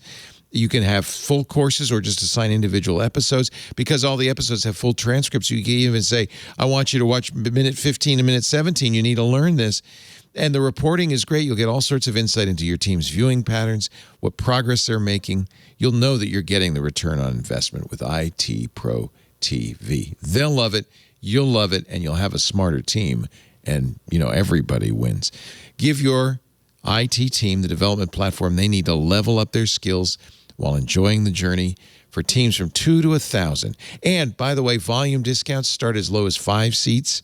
Plus, if you mention TWiT30, TWiT30 to your account executive at IT Pro TV, you'll get 30% off or more on a business plan. So what are you waiting for? itpro.tv/twit. itpro.tv/twit. And don't forget that offer code. Say TWiT30. And that way we get credit and you get a nice 30% discount. itpro.tv/twit. Had a great week this week on Twit. We've made a nice little video for you. Enjoy this at your leisure. Okay, so on this episode, we are proving that Win and Flo are not the same person, just disguised as different people because they're never on the same time. There were some concerns. Look at our backgrounds when you reverse them. They're kind of the same. Previously on Twit. All about Android. Flo actually goes hands-on with 4 devices: the OnePlus 10 Pro, the Motorola Edge Plus, the Xiaomi 12 Pro, and the Samsung Galaxy A53. This week in Google. Street photography. It's a new book of street photography, but it's not of people. It's of the screens of their smartphones. These are great photos, and it's fascinating. Yes. And I think it's a total invasion of privacy, but you can get the book. It's #NYC from Jeff Mermelstein. Tech News Weekly. It's a subreddit called Place, and it's just so cool. The idea is that any user, any Reddit user, can post one single pixel, or they call it a tile. After that pixel is placed, I must then wait 5 minutes before I can place another. So what this does is it requires collaboration with others in order to actually create something meaningful. Twit. Tech Or just like you like it. to have a massive battle over the Canadian flag or whatever. Or to just waste a lot of time. /r/place is fascinating. Yeah, it's over. So cool. It's over, but boy, some of the battles, and the I don't know what the Germans were. They had the flag just went all the way across. I mean, they were very organized. Somebody would build a building, then it would catch on fire, then a fire truck. That would was a come hysterical one. Wasn't Yes, that amazing? That was an amazing one. How did they organize that? I don't get it. Gamers, I guess. I was going to say the Among Us guy. they kept drawing human parts on the Among Us person, and they would get erased, and they kept coming back, and it was just like, this is a good use of people's time. It's been voided out, so you're not going to be able to add to it anymore. But this is the final art place. I've seen people get giant prints of it. There's Zelensky. There's a lot of Ukrainian stuff in here. Do they have the, oh yeah, we can watch the timeline. It's 82 minutes long. I don't know if I want to go through the whole thing. You can also zoom in, but pretty impressive. Yeah. Pretty impressive what they did. I love Reddit. I'm sorry. I live on Reddit now. I don't contribute. I just read. Why is there a Chelsea in there? Well, we should get Man United. Wait a minute. Yeah, you Man United fans, you got to get involved. We're too busy crying from a crappy season. All right. So this is the void when it started. Here, we can scroll through it, and you can see it building. It's pretty amazing. I don't know. I don't know if it's going to stay up forever. I think they pretty much shut this down after a while. /r/place on reddit.com. You can see stuff happening. There's the German flag. It's kind of wild. Incredible. Yep. The hive mind. It is the hive. Let's see.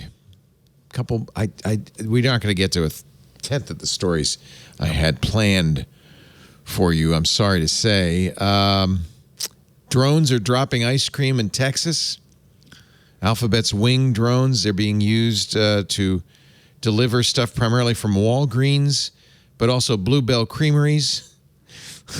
The video of it looks like it's on a fishing line. It drops down. The kid runs out, picks it up. What could possibly go wrong? It seems so weird. Inefficient, doesn't it? It's just, it's like every tech demo ever. It's like, what? What?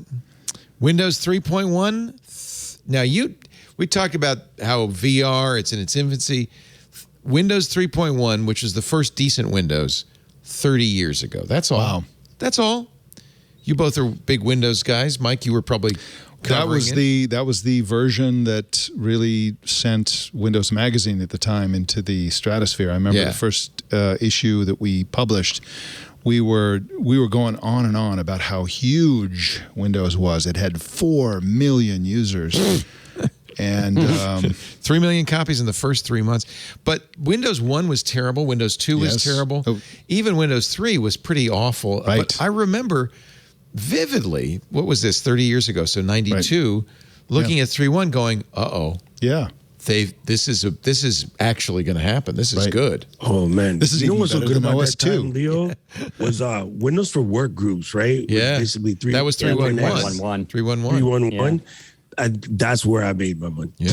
Like back then, I used to just do so much networking and getting offices set up, and Windows for Work groups was fantastic. Nice. Happy birthday. Microsoft also celebrating. It was formed April 4th, 1975, I think. So it's 47. Yeah. It's just a middle-aged company. Yes. Let's see, what else? Did anybody watch Friday Night Baseball on Apple TV?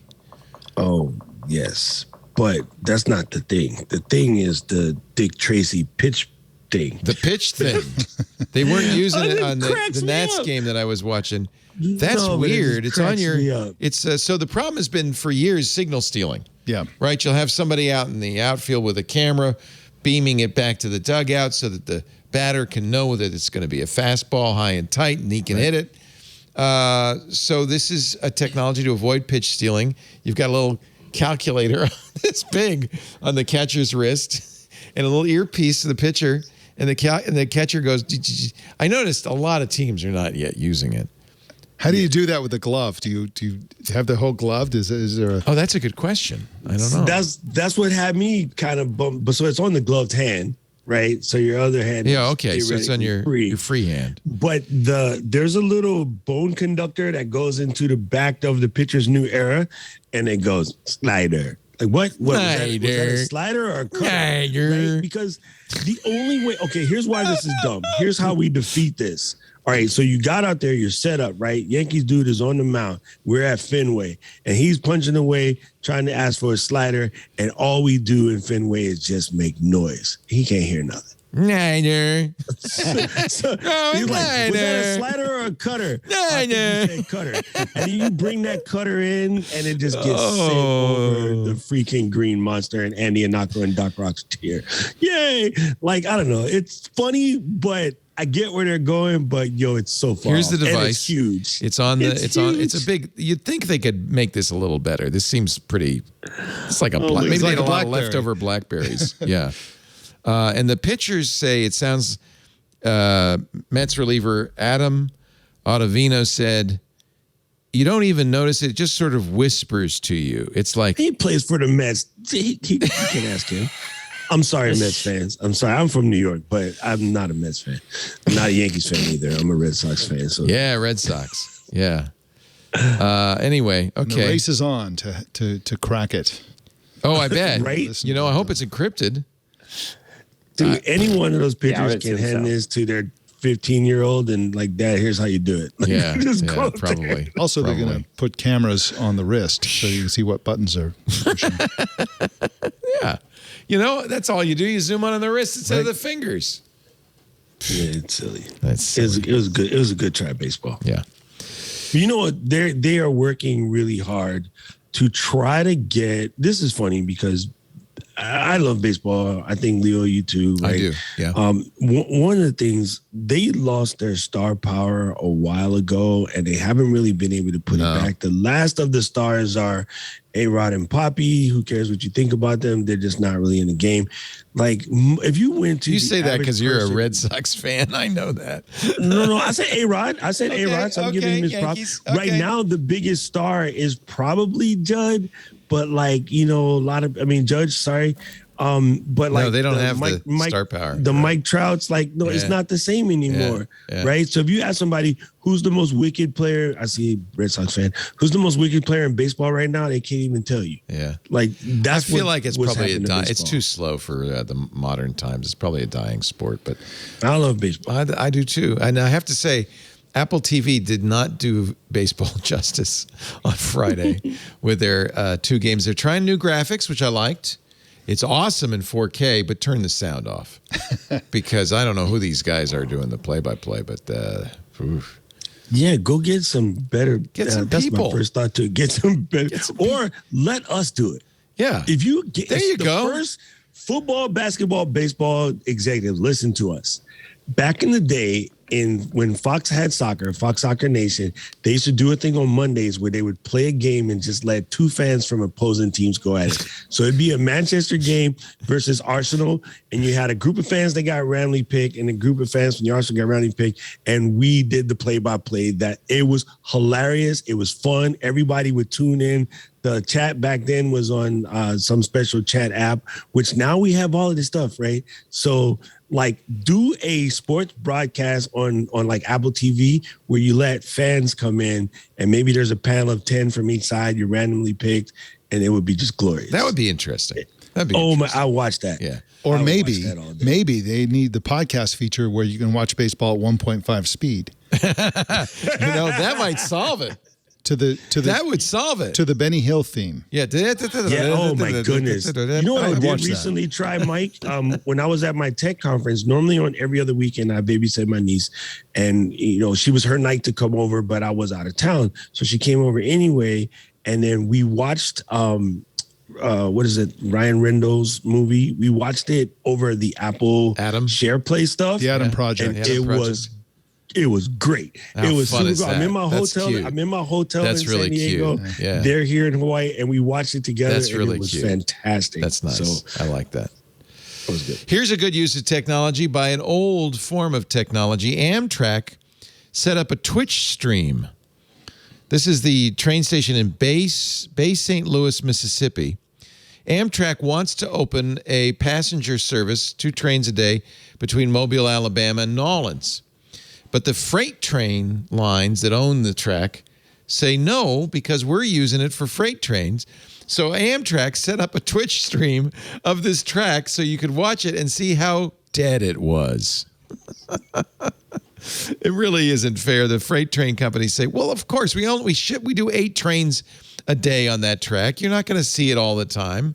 It's going to be kind of slow. 8 to 10 through trains, 1 to 3 coal and grain trains, and numerous local trains. CSX says Amtrak wants to run 2 round trips a day. That's 4 trains. But the problem is these freight trains are so long. You have to have big sidings for them to, because it's a single track, as you can see. There's only one train at a time in both directions. So, but I thought it was interesting that, let's see if the Twitch stream is up right now. Amtrak Connect Us is offline, but you can watch a popular clip. Let's do that right now. This is one of the better clips. This is good. This one, I'm glad they saved this one. Oh, look, clouds moved.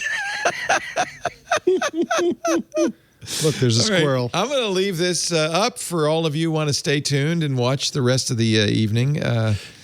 Amtrak station, Mississippi, not very busy. Kind of slow right now. Not a lot happening. Oh, that was it. That was the whole clip. It's over. Sorry. Just loop it because, it ain't going to change. Hey, I'm glad Kevin came, your son. I really want to give a big plug. HelloChatterbox.com. Yeah. This is a great choice for any school that wants to get kids up to date on AI, on smart speakers, without invading their privacy. They build it themselves, and now that you guys have Raspberry Pis in stock, how much is a Chatterbox? Without the Raspberry Pi, it's $149. $149. Provide your own Raspberry Pi, and it has a very simple Chatterbox language, which is a customized version of Google Blocky. So the kids are coding the skills themselves. It does not listen to you until you hit the button, so no intrusion. But a really great idea for STEM literacy in the schools. And one issue with education is that the teachers feel like, I'm not a technologist. How do I teach technology to the kids? Right. And Chatterbox solves that problem because basically it's very simple for teachers to teach it. They don't have to be technological. They don't have to be developers or programmers or engineers or anything. They can just be regular teachers. And the curriculum takes them through the process of doing everything on Chatterbox. And so the kids learn without the teachers having to be a PhD in computer science or whatever. So. And I remember this learning programming.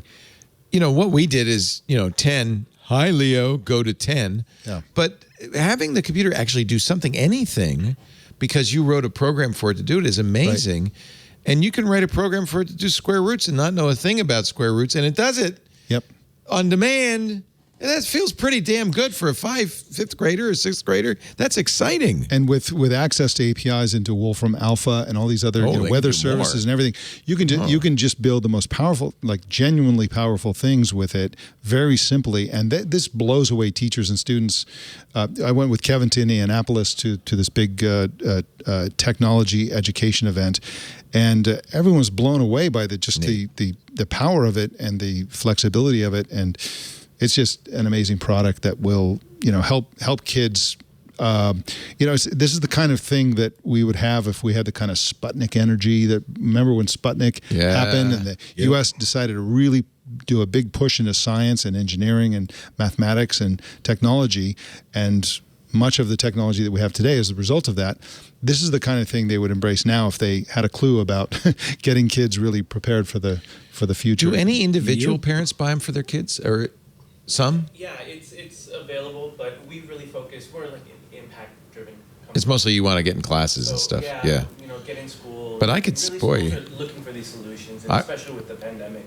Yeah, I want to buy one just for my niece and I. I know, wouldn't it be cool? Yeah. I just feel like you'd have so much fun doing it together and all that. Yeah. HelloChatterbox.com. I always like to give Kevin a big plug. And of course, as long as we're plugging Gastronomad.net. Yep. What's the next one? Prosecco? Well, Prosecco, Barcelona, Morocco are all sold out. So this year, but that's partly. I mean, it sounds really good, but you only take a few couples. It's not like there's a big group of people. We do small intimate groups for Prosecco. We're doing, I think, 8 to 10 people.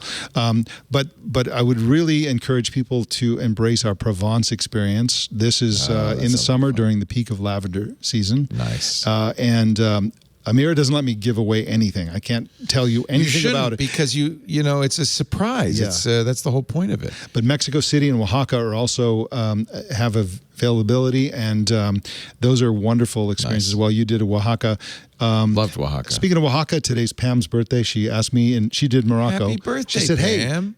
Hey, I told her I was doing TWiT, and she's like, hey, that's my birthday. Give me a shout out. So happy birthday, Pam. We had lots of fun with her in Oaxaca. Yeah, she's great. Yeah. But the Gastronomad experiences, if you're unfamiliar with what we do, is that these are based on the places that we have lived extensively. And so Amira has deep relationships with winemakers, with food visionaries of all kinds.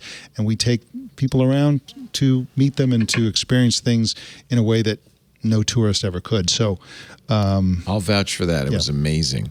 Yeah, and if you're a Club TWiT member, there's a great conversation with Mike in America that I did last month. That was a lot of fun. In the TWiT Plus feed. That you was can really listen fun. to that too. Get a better idea of all of this. Highly recommended.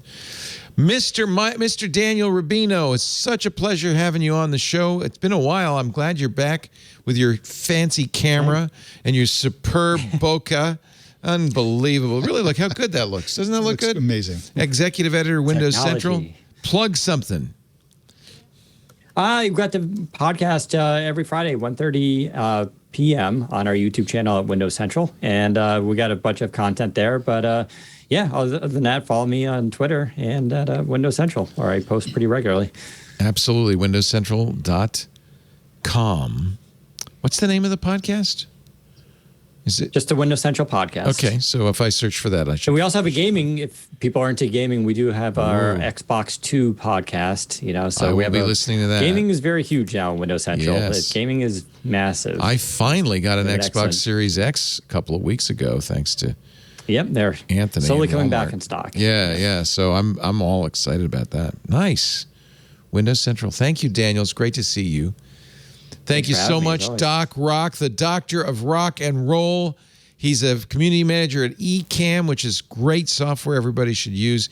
You could follow him on his YouTube channel, youtube.com/DocRock. What do you talk about on Doc Rock channel? I'm trying to teach people who are getting into becoming content creators to get out there and start doing it, because I believe that when we share our stories and we tell, like what Mike and his family is doing, when you get people to tell their stories, you help pick other people up, like just like today, right? We're out here, we're talking tech, we're having a good time.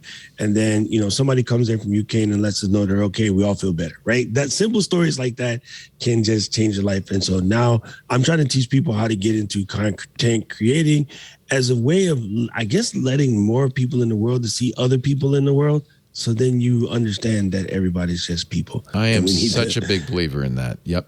You know what I mean? I think if the more we know about our outside world, the better we can behave as all people in this process. So as a traveler like Mike, I think that's what started me on my mission. And that's what it is. Yeah, Doc's one of the great people in the world. And there's actually a picture of him without his hat on the site. I can't believe it. So. What? I've never seen him without his hat. Here, okay. Look, No. Do you use argan oil on the head as well as the beard? Nothing comes out of that head except heat. It looks like a bad lawn when it's growing in a couple blank spots, and No, you look good, and it is really always a pleasure to have all three of you, three great friends on the show. Thank you to Daniel and Doc and Mike, and thanks to all of you who tune in and watch. You can actually watch us do this live at live.twit.tv. It's usually about 2:30 p.m. on a Sunday afternoon.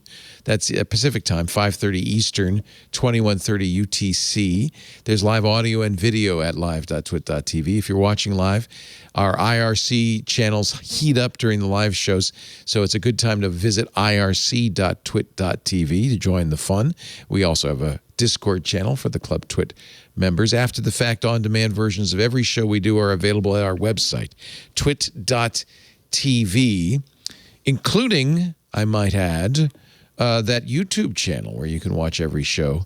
There's audio and video. Best way to watch, so probably find a podcast client, whatever suits your interests, whatever speed you like to listen, you can subscribe and get it automatically the minute it's available. If your podcast client allows for reviews, please leave us a 5-star review. After 17 years, there's some people who've forgotten we exist. So let them know we're still standing. Rust never sleeps. Thank you so much for joining us. And as I have said, for 17 years, actually 16 years and 51 weeks, another TWiT is in the can. We'll see you next week for our anniversary show. Bye-bye. Doing the TWiT. All right. Doing the TWiT, baby. Doing the TWiT. All right. Doing the TWiT, baby. Doing the TWiT. Fun. This was a good way to celebrate. Yes. This was excellent. Oh, Leo, somebody just reminded me, and I'm so bummed that I forgot. I wanted to send some happy thoughts out to Justine. She's recovering well. Let's do that right now. Yeah, So please. I did not know. My wife leaned over. She said, Justine was in the hospital for 5 days. Yeah. What happened, Doc Rock? She has a rare condition. The word is too fancy for me to remember, but yeah, she just got sick, and then come to find out she has some rare condition that's going to require, some maintenance throughout the rest of her time. Oh, we love Justine. Check her out. Her IG, you know her. She went and told everybody on IG what's going on. Yeah. And yeah, it was a blood clot. That's what it is. Thank you, PC guy. The 808 messed me up because I went, Hawaii, but then They call it Paget-Schroeder syndrome. That's the one, Paget-Schroeder. I was thinking the of weird Paget thing. from, Paget, I know. The weird thing is she might have to have a rib removed. Yes. Which is bizarre. But anyway, Justine, we all love you, and we hope you're feeling well. I'm glad you're getting good medical care. And yeah, she's on Instagram and talking about it at iJustine. So yes, iJustine has been a friend of the network for almost 17 years, and we wish her all the best. Get well soon. We love you, Justine. Very good. I'm glad you brought that up. It's weird. Did she talk about how you get it or where it comes from? I don't know. I just happened to be looking at the chat, and then Keith 512 reminded me, and I was like, oh yeah, I meant to do that anyway, because I was talking to some people the other day, and I got to go shoot with Sydney DeYoungzong when I was in San Diego, and as you know, he works with her sister, so him and Jenna do some stuff together. So it's a trip that our space is so small, right? Even though, I think people watching us assume our space is really big, right, because we do all of the podcasting and blogging and we're all over the place. But our space is really small, so we end up running in relatively tight circles. You know what I mean? So, just hearing that she was sick, and it's just like, oh no, that's somebody that we literally watched grow. Well, she's so young, she shouldn't be sick. It's just sad that an old guy like me is perfectly healthy and she's in the hospital is not right. Yeah. So I'm volunteering to take your place. She was in the hospital for 5 days. The blood clot in her shoulder, I'm glad they caught it, traveled to her lungs, and she may have to have a rib removed for some reason. I'm not sure why that would be. So get well. I guess she's home. But, boy, that's scary. That's scary. It's crazy. She had a sore shoulder for several days. Didn't do anything about it, but then it got so bad she couldn't raise her arms, so she went to a local hospital. Thank goodness they saw something going on. They wanted to know more and sent her to a larger hospital. The clot is still not cleared, according to our chat room. So we'll send her some positive thoughts. Send her some aloha. Hope she gets better. Yeah. She's a great person. All right, thank you, guys. Have a great evening. Mahalo. I've kept you long enough. Good God knows. Good to see you guys. We're going to hold out for 3 hours, but I decided to be easy on you. Have a great one, Daniel. Hello. All right, you too. Take care. Take care.